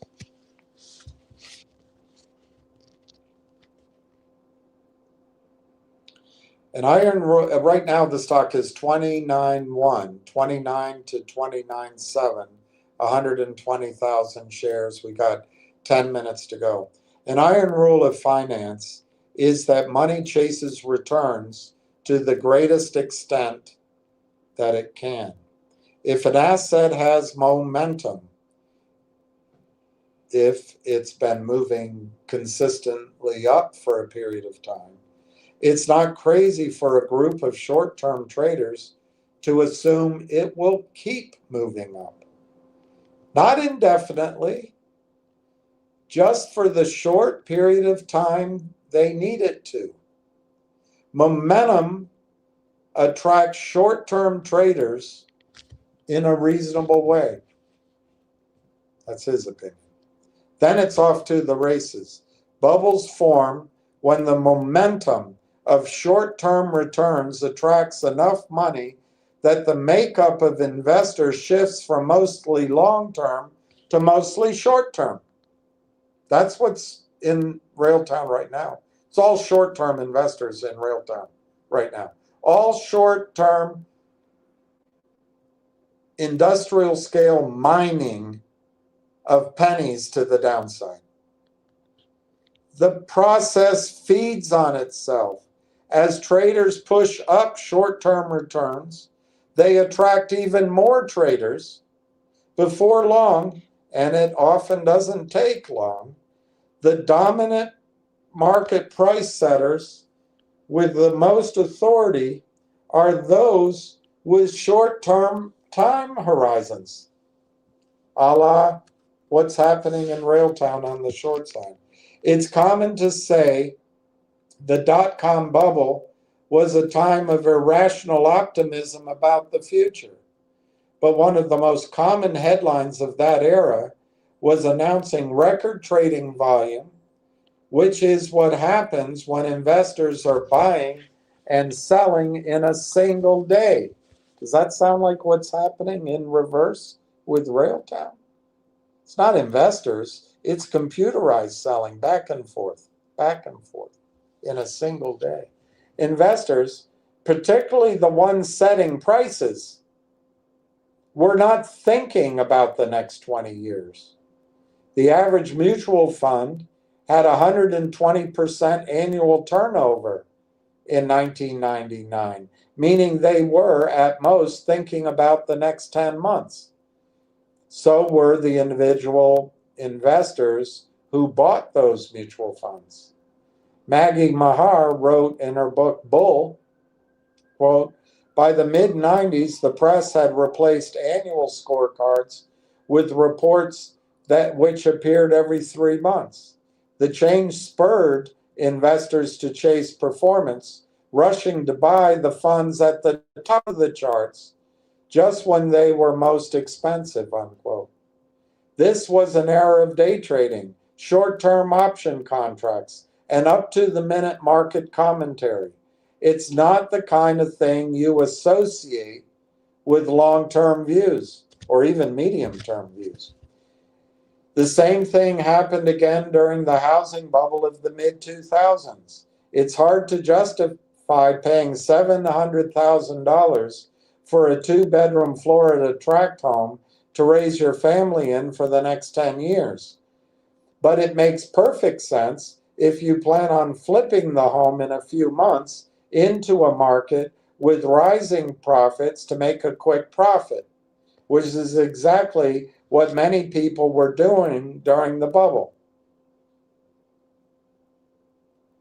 Data from Atom, a company that tracks real estate transactions, shows the number of houses in America that sold more than once in a 12-month period, they were flipped, rose 5-fold during the bubble, from 20,000 in the first quarter of 2000 to over 100,000 in the first quarter of 2004. Flipping plunged after the bubble to less than 40,000 per quarter, where it has roughly remained since. Do you think these flippers cared about long-term price to rent ratios, or whether the prices they paid were backed up by long-term income growth? Of course not. Those numbers weren't relevant to their game. The only thing that mattered to flippers was fish. The only thing that mattered to flippers was the price of the home and that what it would be the next month, and that it would be more than it was this month. And for many years it was. You can say a lot about these investors. You can call them speculators. You can call them irresponsible. You can shake your head at their willingness to take huge risks. But I don't think you can call all of them irrational. In fact, the people selling Railtown are professional. They use computers, for example. The formation of bubbles isn't so much about people irrationally participating in long-term investing. They're about people somewhat rationally moving towards short-term trading to capture momentum that had begun to feed upon itself. What do you expect people to do when momentum creates a big short-term return potential? Sit and wait patiently? Never. That's not how the world works. Profits will always be chased. Not chased like a virgin, but chased like a virgin. Profits will always be chased, and short-term traders operate in an area where the rules governing long-term investing, particularly around valuation, are ignored. The rules governing valuation are ignored. That, I submit to you, that's what's going on in Railtown right now. Because they're irrelevant to the game that's being played. The game being played right now is pressing the short sellers, flash boy, back and forth, high frequency trading, pressing it downward, pressing it downward, pressing it downward, while the buyers are in the penalty box.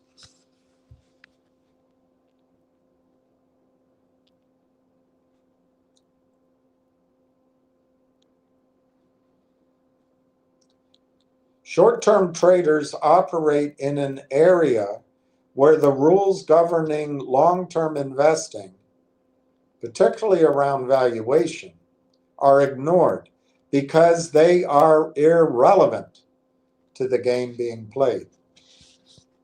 That's where things get interesting and where the problems begin.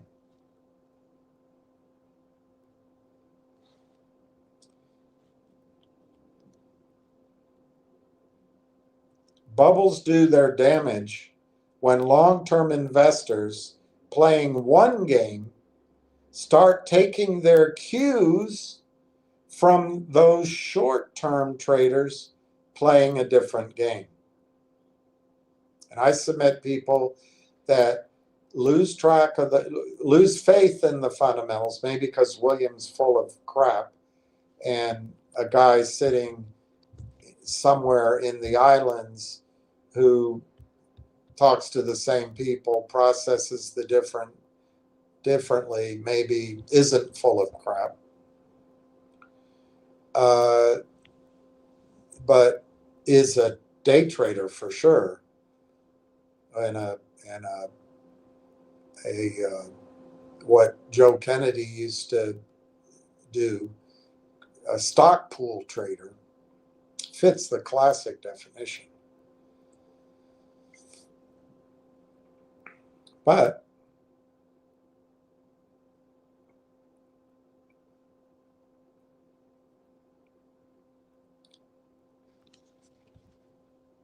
sorry to take a little break there, but the taking the cues from it, red, and it's down 30 cents in 6 months. You're just taking the cues. Bubbles do their damage. Now, he's talking about bubbles. I'm talking about a mispriced stock on the downside. But it's the same excess. Bubbles do their damage when long-term investors playing one game start taking their cues from those short-term traders playing another. Hey, the stock closed in the green, 0.0012. closed at 29.3, 29 to 29.72. Volume is 122,000. Last trade, 530,000 shares.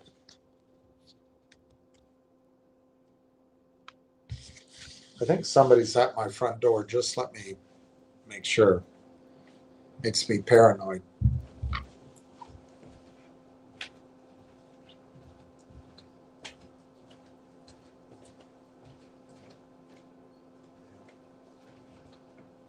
There's somebody there. There's somebody.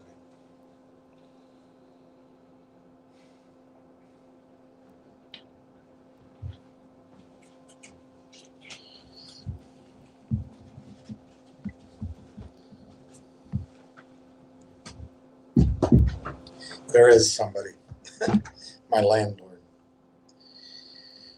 And I don't want to talk to him.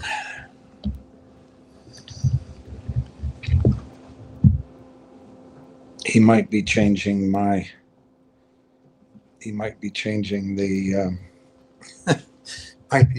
changing the code. I don't know. Anyway, let me keep reading that.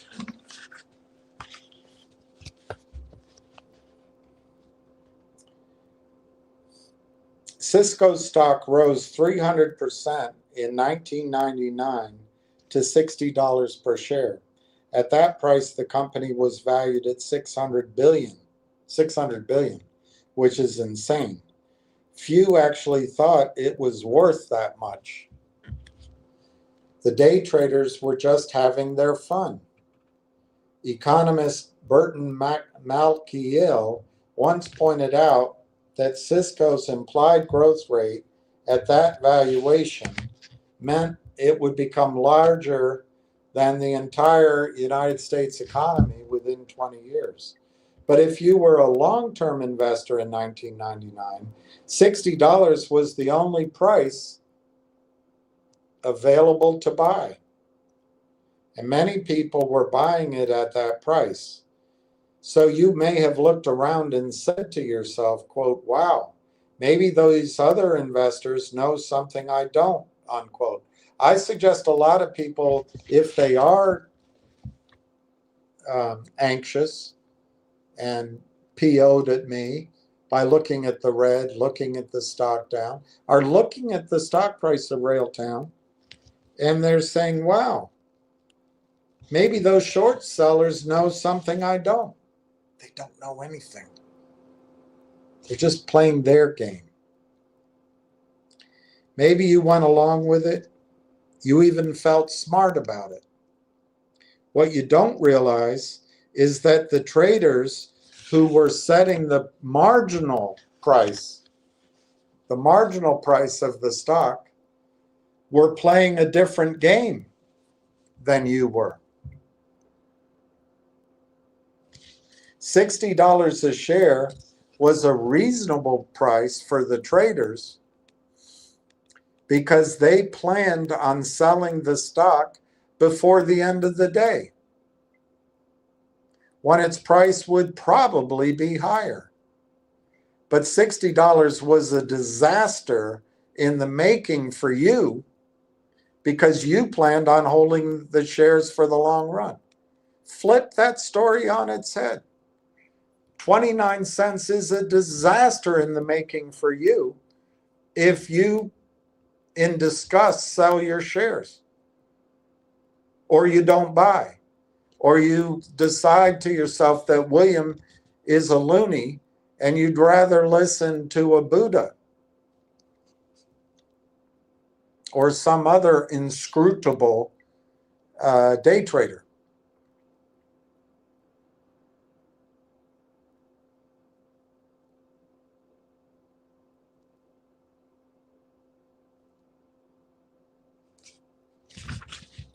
What you don't realize is that the traders who were setting the marginal price of the stock were playing a different game than you are or were.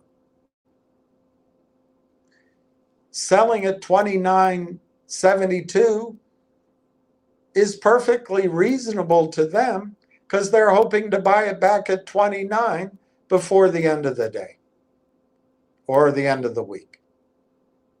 But if you join in believing that this price is telling you something, you're just trying to read something there that's not there. It's inscrutable.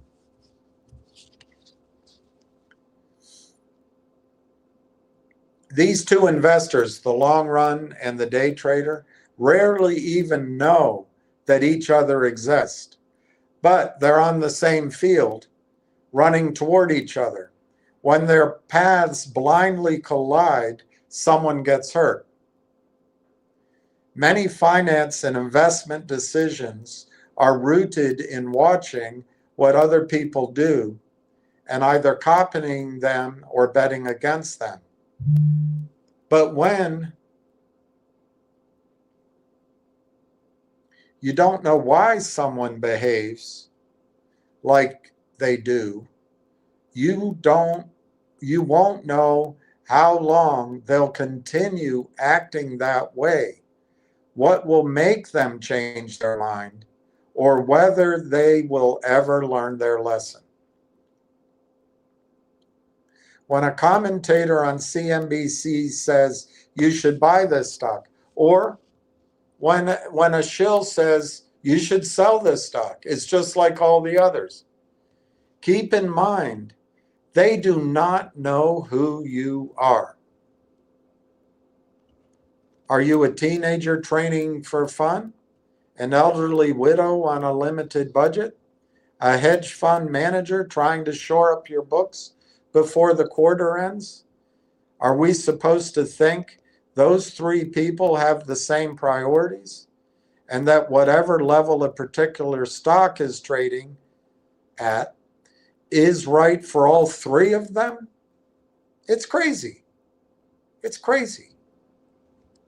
It's hard to grasp that other investors have different goals than we do. Because an anchor of psychology is not realizing that rational people can see the world through a different lens than your own. I hope so. I hope people don't see it through my lens. Rising prices persuade all investors in ways the best marketeers envy. Rising prices are a drug that can turn value-conscious investors into dewy-eyed optimists, detached from their own reality by the actions of someone playing a different game than they are. Being swayed by people playing a different game can also throw off how you think you're supposed to spend your money. So much consumer spending, particularly in developed countries, is socially driven, like getting tattoos, subtly influenced by people you admire, and done because you subtly want people to admire you. But while we can see how much money other people spend on cars, homes, clothes, and vacations, we don't get to see their goals, worries, or aspirations.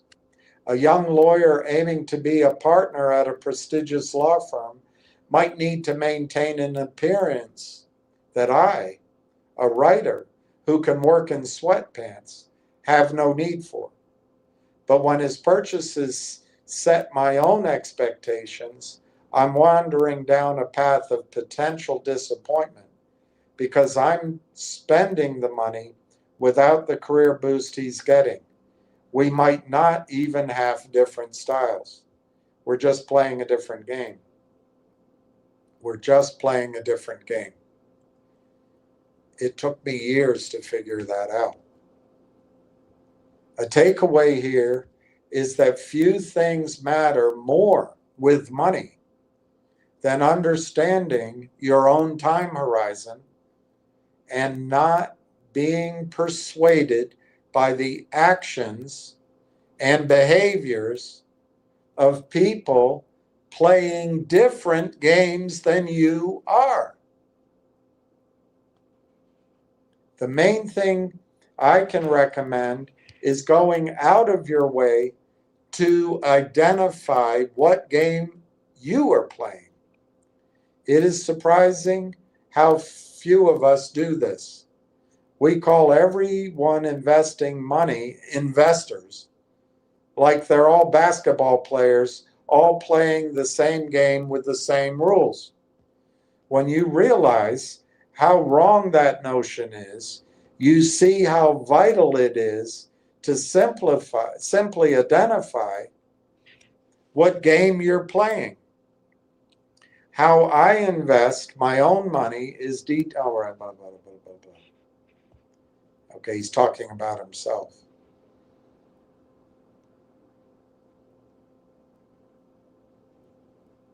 So once you identify what game you're playing, you won't be misled by people playing a different game.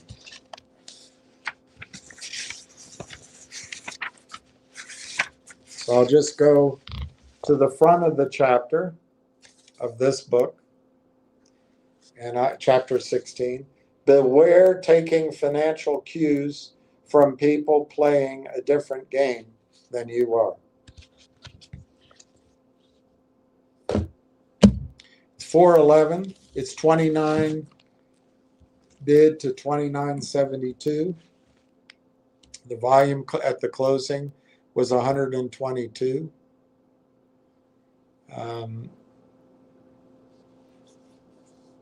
Last price on Genius, 67 cents, 67.66. Last price on G-Bucks, 0.0495. Last price on GDC, up 10 cents, 370. Last price on Finger, they're doing the same thing, slightly in the red, very slightly, 149.82.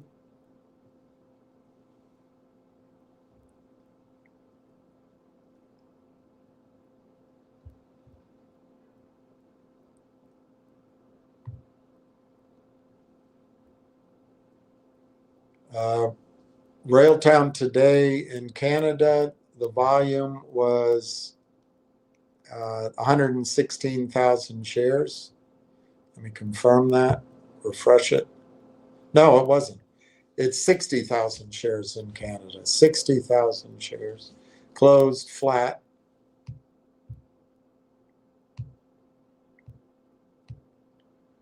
And there's no new news. There's no new filings that I see. And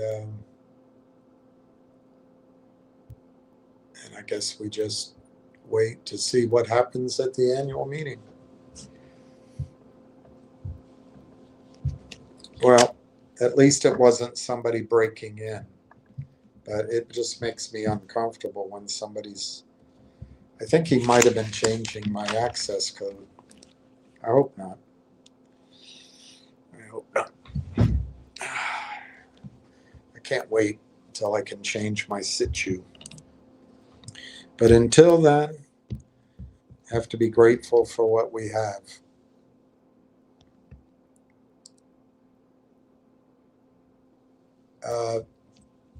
Ward Richardson. William, you got right. Flying bus driver, hey, added another 1,000. Headed toward 200,000. Yay, I look forward to another dinner at Le Diplomate when this goes off. That'd be fun. Maybe we'll go to Cafe Mono or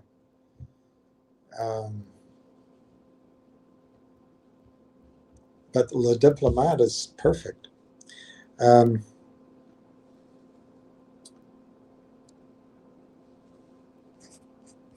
That's great. You know what's going to be interesting? If this stock goes to 75 cents, will I say buy it? Yes, I will. If it goes to $1.25, will I say buy it? Yes, I will.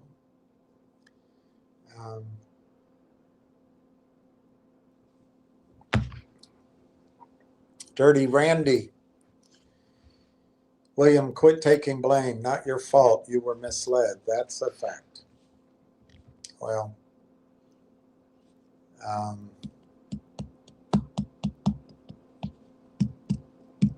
trying not to, trying to, take it on myself rather than pointing fingers. But I think a lot of things happened, and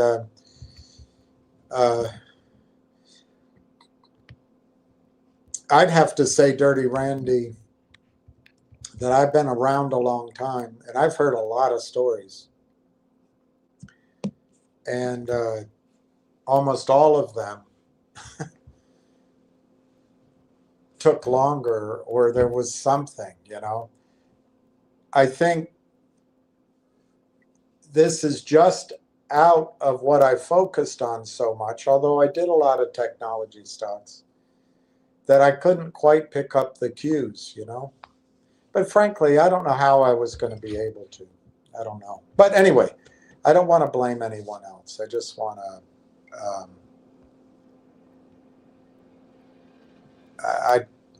I don't want us doing that. It's non-productive. I want us looking at the next 90 days, because I think there's an enormous opportunity, because we can act, we can buy, we can hold. We don't have to be distracted by the reindeer games of the systemized short selling. They have a different game going on than the one the strategy we're involved in. So we can take advantage of these slow prices. Dirty Randy, you think we're going to be able to listen to the annual meeting, or is Corey going to keep it secret and continue running this like a private company? I would guess the annual meeting is going to be 20 minutes. It'll be, there'll be some coffee there, maybe, and maybe some cookies from Entenmann's. And, I don't know who will be in the front. Maybe Paul Woodward, or maybe his assistant, will be in the front. And if there's anyone there, hello. And then Corey will probably be there, and he'll say, well, we're here to vote on, hey, you have the proxy. We're here to vote on these 5 items. Paul, what's the vote? And he'll have a count from the brokerage firm. Everything will already have passed. And then they may take the added votes from the room. But the odds are every vote will be approved. And it'll take about 10 to 15 minutes to read through. And they'll call, someone will say, I propose we cancel the meeting, and or close the meeting, whatever they say, end the meeting. There's another word, I can't think of it.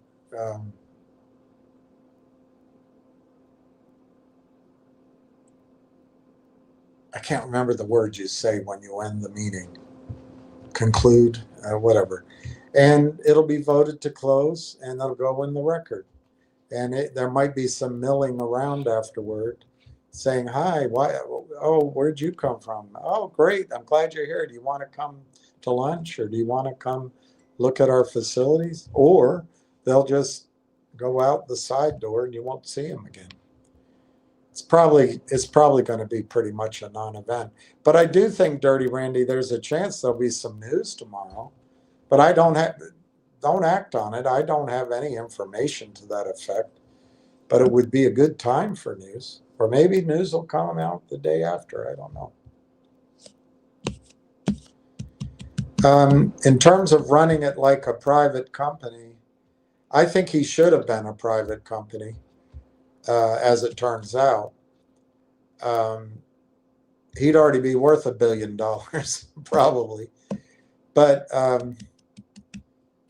you know, it's good for us that it's not. It's good that he started early with Marwan, and they raised their own money, friends and family, angel, and then they had to seek some funding in the public markets. And it's lucky for us because we get to buy the stock at, I mean, depending on the multiple you use, we're buying it at a ridiculously low valuation. Now, some of you can say to me, well, we don't know that that revenue's coming. I get that. I get that. But if you wait until you know for sure, the stock price could be dramatically higher. But you do know this number, 120 million. You do know that number. And you know how many shares there are. We didn't know that for sure. We didn't know that until 3 weeks ago, but now we do. And you have that number. If you put a you know, like I did, 20% going to Railtown, that's essentially $25 million in revenue, you know, 2 million a month coming in, all cash, almost all cash. It's a big deal. He should be private. But guess what? Because he's public, we get to buy it.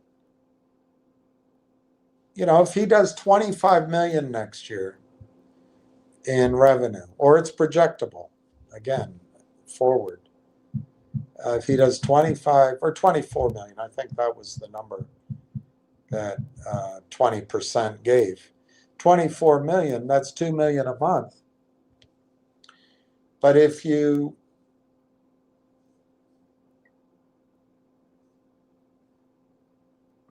I don't know how to do that arithmetic. I'll just state what I see. The stock is trading 10x below where it should be, because if you took 24 million a month, a year, sorry, 24 million a year, times 12.5x, you'd have a $300 million stock. That's just at 12.5x. That's at the lowest end of computer software and AI companies. It's so low. And the revenue is such a low projection. That means the stock should be, at that low level, the stock should be $1.33. It means the stock is trading $1 below where it should be. And because it's a public company, because it's under attack, I can't, but you can, we get to buy it for $1 cheaper than if you assume 20% of that number times 12.5x divided by 225 million shares. Gives you $1.33. And you don't have to book that in the first quarter. You don't have to book it in the second quarter. You just have to show that it's going to happen. And they own the network. So the computers are playing a different game than you are. But I think he should have been a private company. I think he's been badly hurt by being public, but he did the best thing he could. He wouldn't know better. You know, CEOs and entrepreneurs and investors assume that our markets are honest. They're not, unfortunately. Ward Richardson. Hello, Donna. That's okay. I don't understand it either. I've been studying the AI industry for 6 years. It can be very complicated. I think even for the people inventing the AI industry, they don't fully understand it.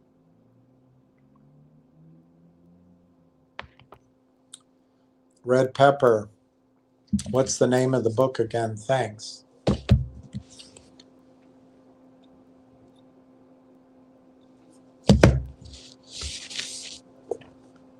You can buy it at any newsstand when you go through an airport. Maybe not. I bought it at the train station. We have a great bookstore for some reason at our train station. I think it's because it goes to New York City, but DC has a dearth of bookstores now. There's one in DuPont Circle where I used to live. There's another one that's kind of okay on 14th Street, but the big stores are gone. So it's called The Psychology of Money by Morgan Housel, and it's published by Harriman House. Harriman House. Morgan Housel is a partner at the Collaborative Fund, and he used to be a columnist at the Wall Street Journal and the Motley Fool. And he's got some other good things about him. Hey, Steve. Opportunity was knocking. No, I think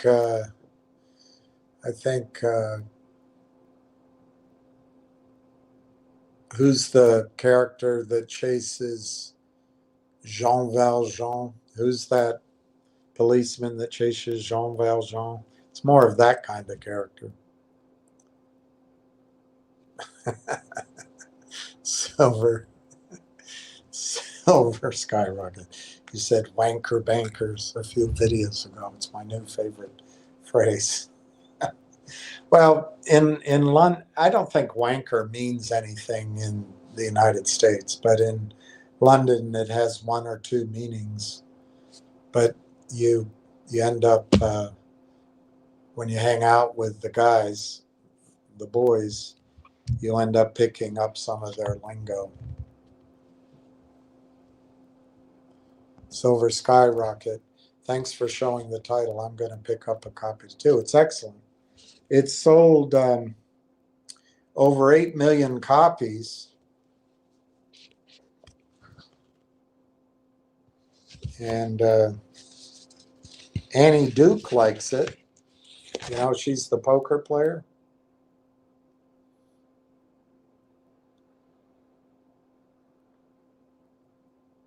Other people like it too.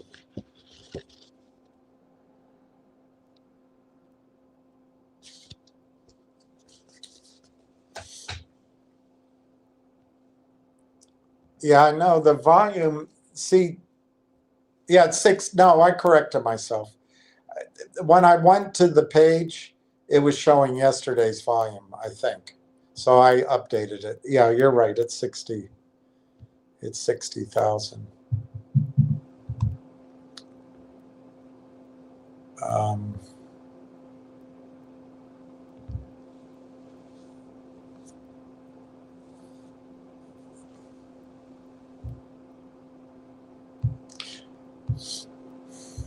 I'm nervous that he changed my code.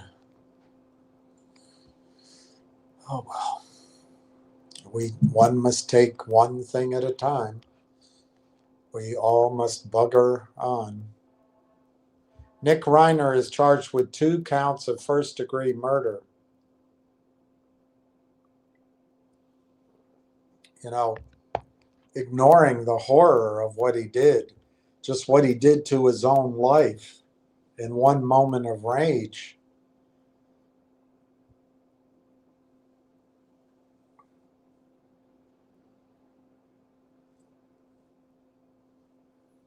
I guess it'll solve his drug problem.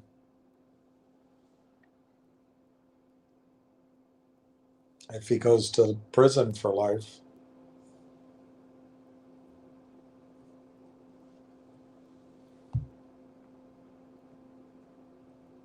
Man, what a horrible thing. What a horrible thing.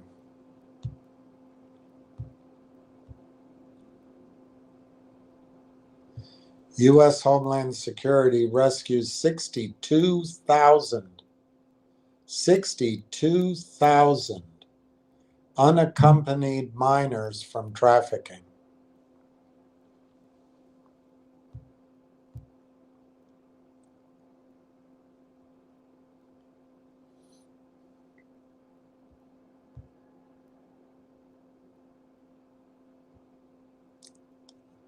Democrats insist on taxing tips. Well,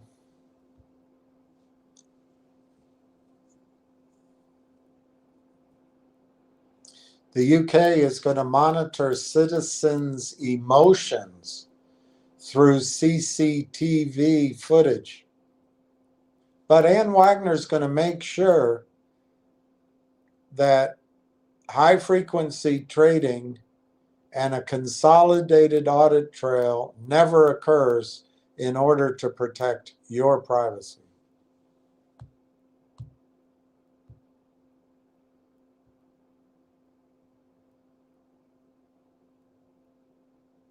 You knew it already, of course, that the Fed cut rates for the third time.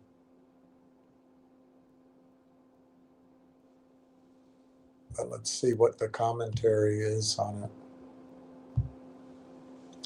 The Federal Reserve was divided this December.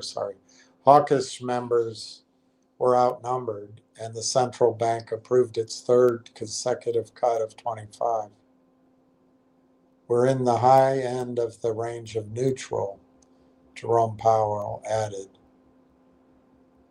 It just so happened we've cut 3 times.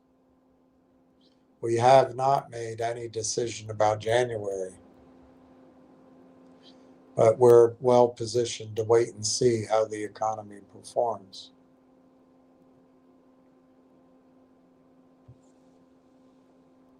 It's a 9-3 vote. The overnight rate is 3.5 to 3.75.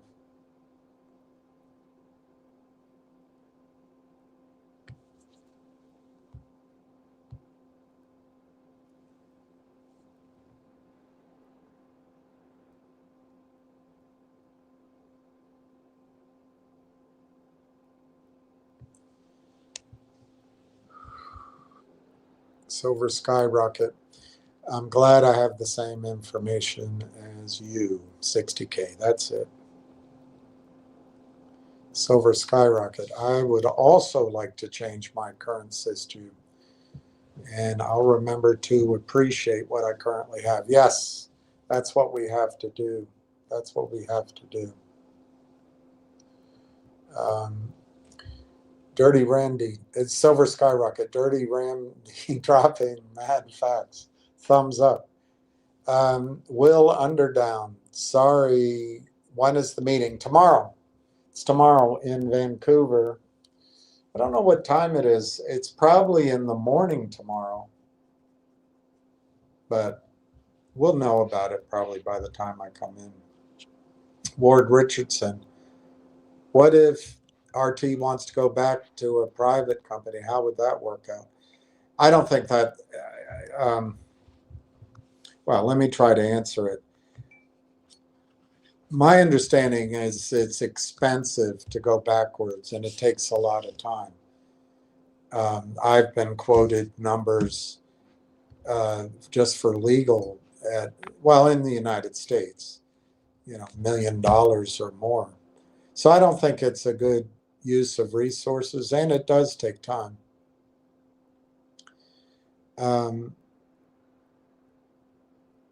I don't think the company's going to be in this, these prices of trepidation in 90 days, or let's say 5. Let's stick to our wide range of all the way out to May. But I think things can happen much more quickly than you think, and the surprises are going to be to the upside. And it could be within 30 days or 45 days. But I think the stock, once it gets into the $5, $6, $7, $8 range, I don't know the Canadian exchanges, But right now it's on sort of a, I guess I could ask that question. What exchange is stronger in Canada than the CSE?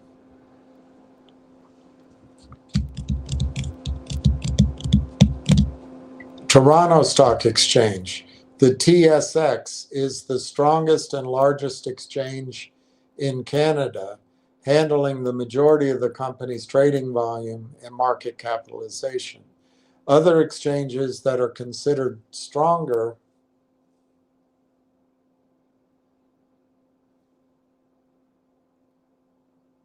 I don't know. I asked a stupid question. Stronger is the wrong word. But the other exchanges are the Canadian Securities Exchange. That's where Railtown is listed. And, well, sorry. I mean, this is saying it differently. Other exchanges that are, quote, stronger than the Canadian Securities Exchange are the TSX Venture Exchange and the CBOE Canada. The Toronto Stock Exchange is well-established large cap companies in sectors like finance, energy, and mining. I think it's a $2.8 trillion exchange. I think Railtown will move up to that, but maybe they'll first go to the CBOE Canada. That's innovative companies, ETFs, and Canadian depository receipts. No, that doesn't sound right. That's Canada's third most active market. Or maybe they'll go to the TSX Venture Exchange, early stage emerging companies working toward the TSX. A significant market for venture capital with over 1,700 companies. And then we're in the Canadian Securities Exchange. These are emerging growth companies, often in emerging sectors like cannabis, cryptocurrency, and technology, with streamlined listing requirements. So that's good for us. Known for accessibility for smaller companies, this exchange has gained traction, but is generally considered a level below the TSX and the TSXV. So I think you're going to see Railtown go up that chain. And let me just ask, TSX requirements.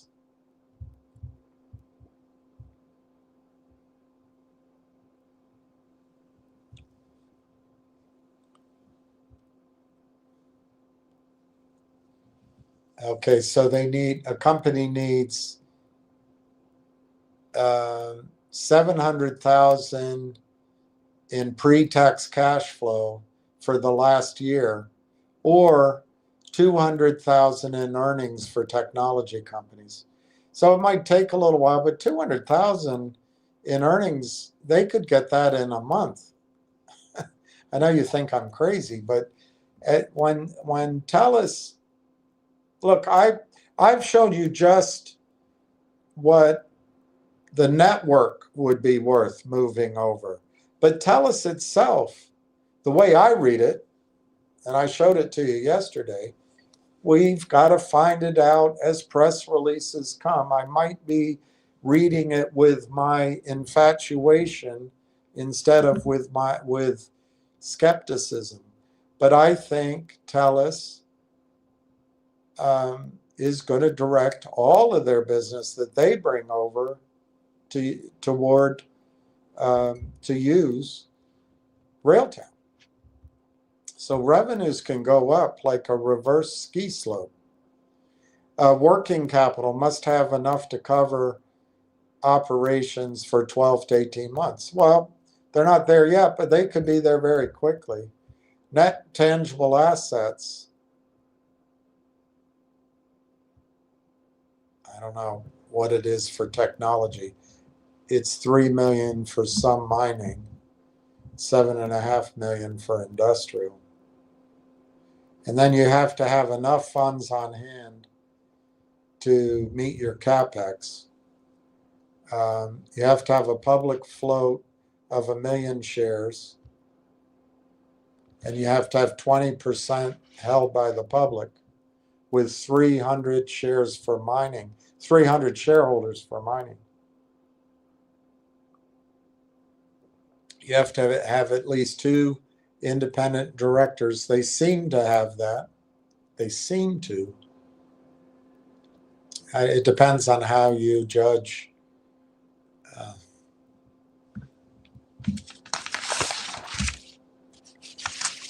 Dr. Tom Core and Pat Horgan. They were founders of AIP. So I'm not sure that's independent. So you need 2 independent directors. Maybe Ward Richardson could apply for the job, meeting strict independence criteria, not management, and no material relationships.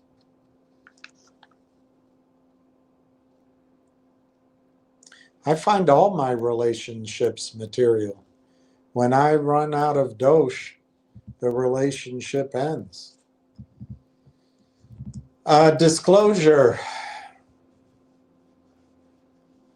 compliance, okay, which includes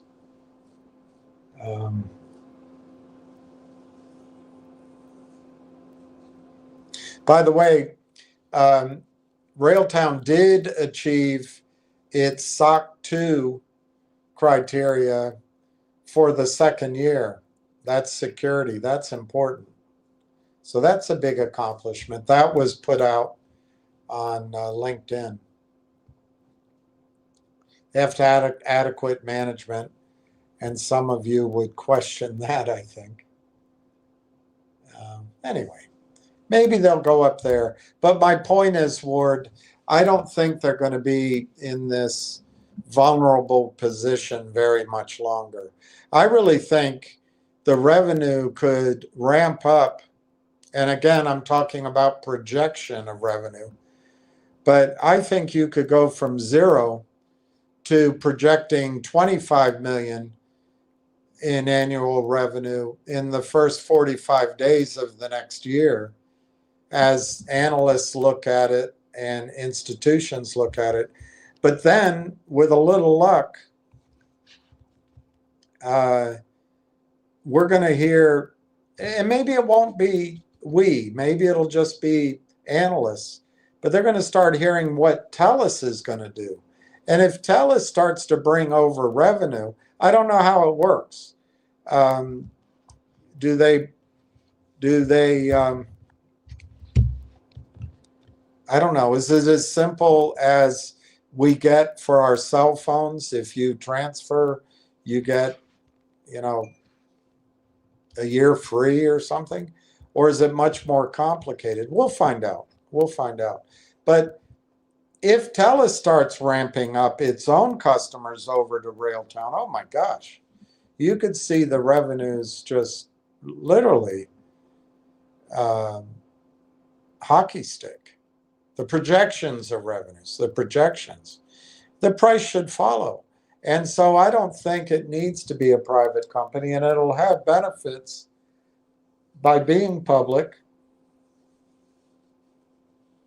I think people will be able to buy it. But I also, Ward, will submit to you at some point, let's say let's say in 6 months, the company projects $250 million in future revenues, and that projection is expected to grow by the end of the decade to, I don't know, $1 billion. I think somebody's going to buy the company. And then it won't matter. It won't matter. You're about to see dynamics happening to the good in Railtown, in my judgment, that you haven't seen in any, well, I don't know about you, Ward, but a lot of these much reduced audience compared to who lost money in MMTLP or in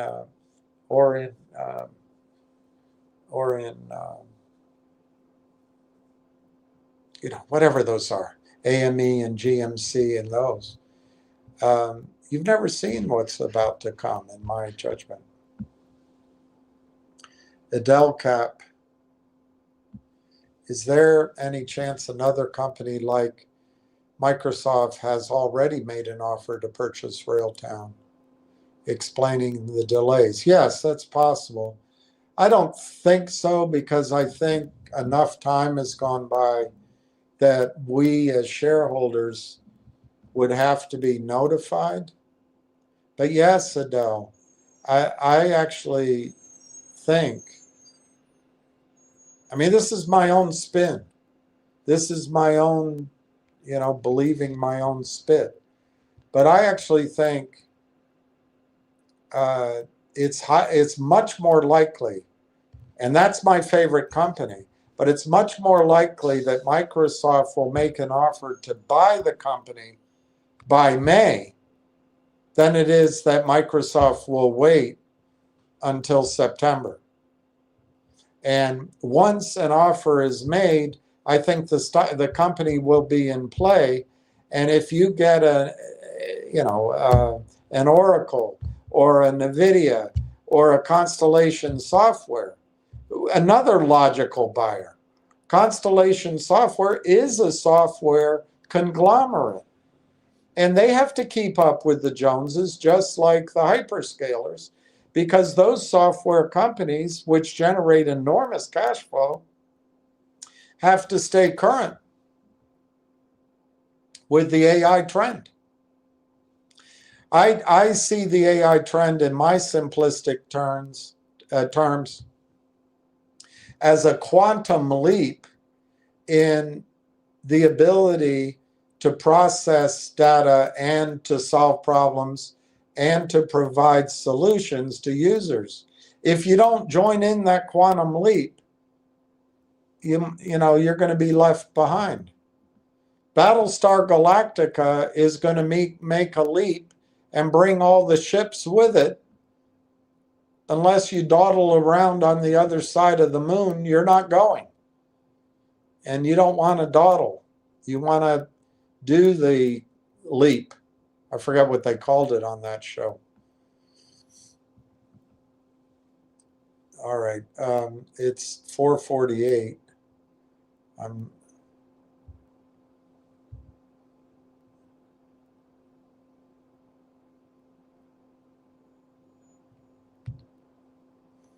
Man, he just changed a lot of people's lives.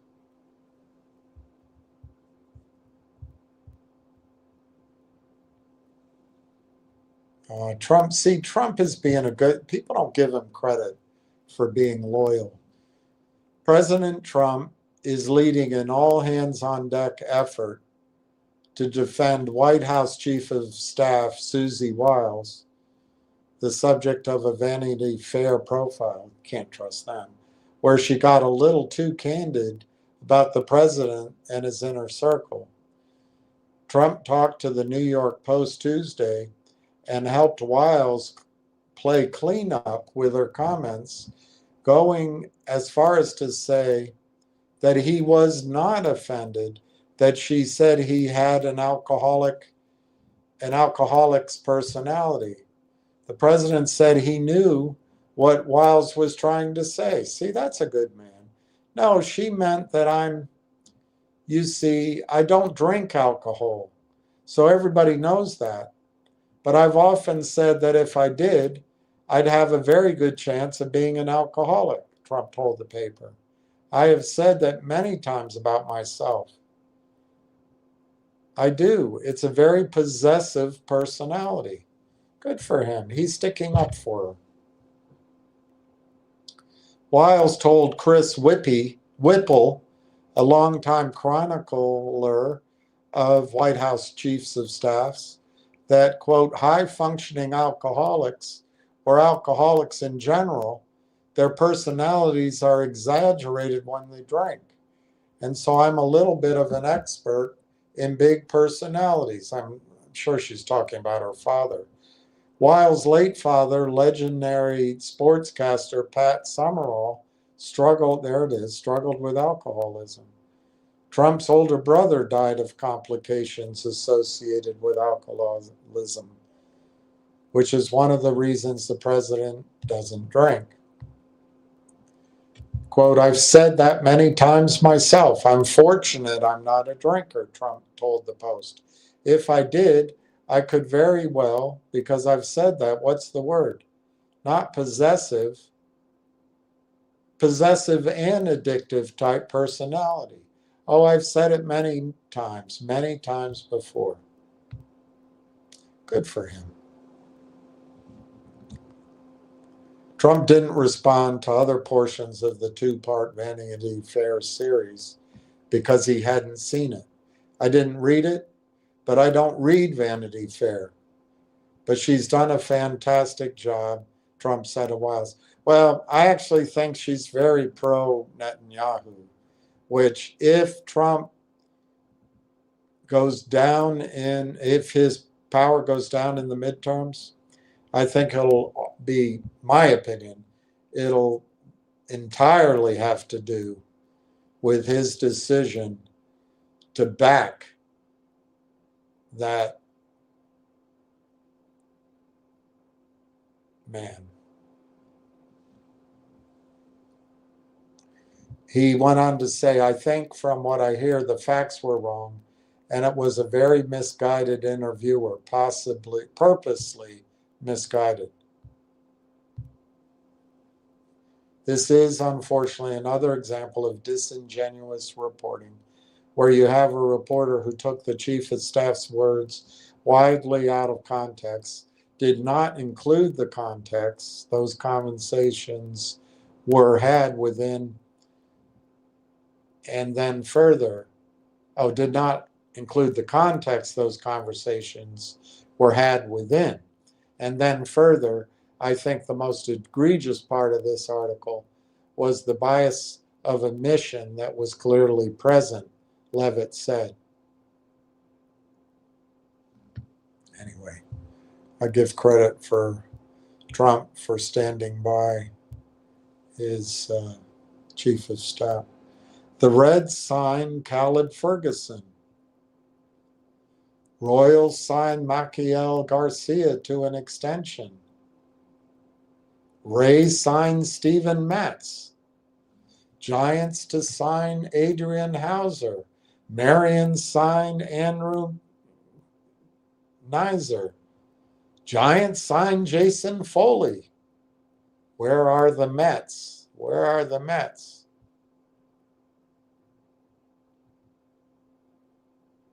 And the Reds signed Caleb Ferguson. Is he a reliever? Yeah, he's a reliever. All right, it's 4:54. I don't know what else to tell y'all, all y'all. We're not at war tonight, which is a good thing.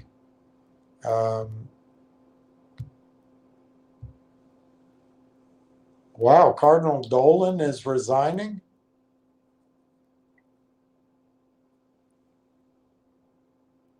An MIT nuclear science professor is shot dead. What is happening? What is happening?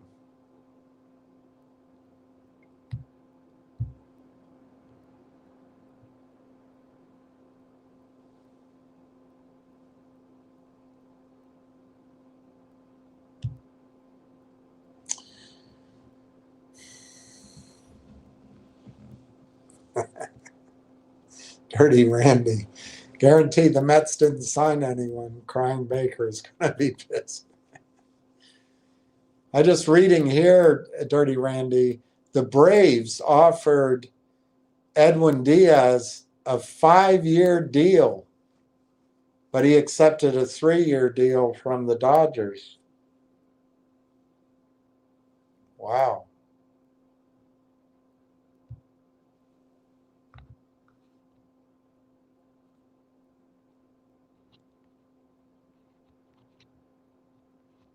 Wow. All right. I'm going to sign off. I wish each of you peace. Thank you for tuning in. Hold in there. Exercise the one power you have right now that nobody else has. You can buy if you want to. Buy. Certainly hold. And don't be misled by cues from people playing a different game than the one you are playing. And yeah, exactly. He wants the ring. That's exactly right. You know, if they get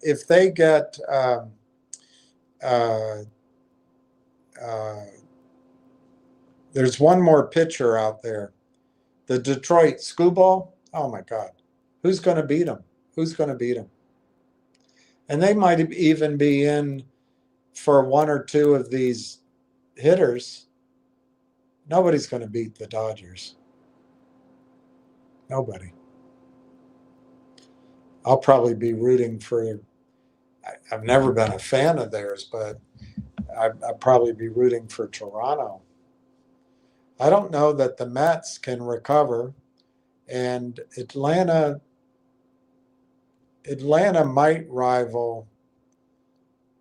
might be able to go to the win the division. The Phillies, though, I think maybe will win that part. I don't know. We'll see. There's more to be done. I'm not sure the Mets, unless the Mets trade a bunch of their prospects to the Twin. I think it's the Twins, and get their closer. Is it the Twins? Or the Diamondbacks and get their closer, plus a batter or two. I don't think the Mets, they're not there yet. Maybe they will be by the end of spring trading. Yes, Dirty Randy, the Mariners brought on two people. They got back their bat, the first baseman, and then they just signed somebody. So, I think you're right. The Mariners could do it if the earthquake doesn't destroy the stadium.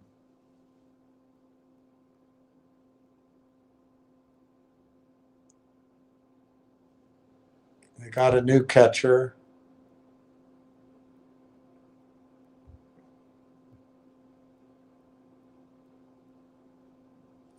They're in on Brendan Donovan.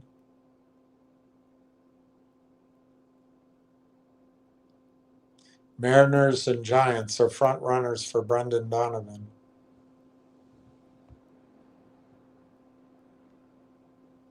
Oh, Nico Horner's good. You got Nico Horner? That's a good pickup.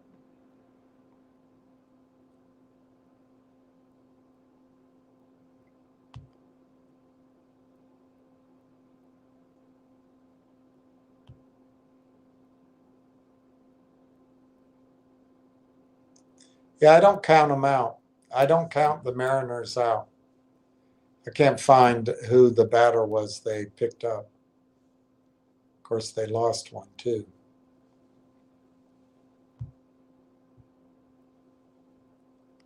I don't count them out. They could. I don't know. The Dodgers are going to be so tough.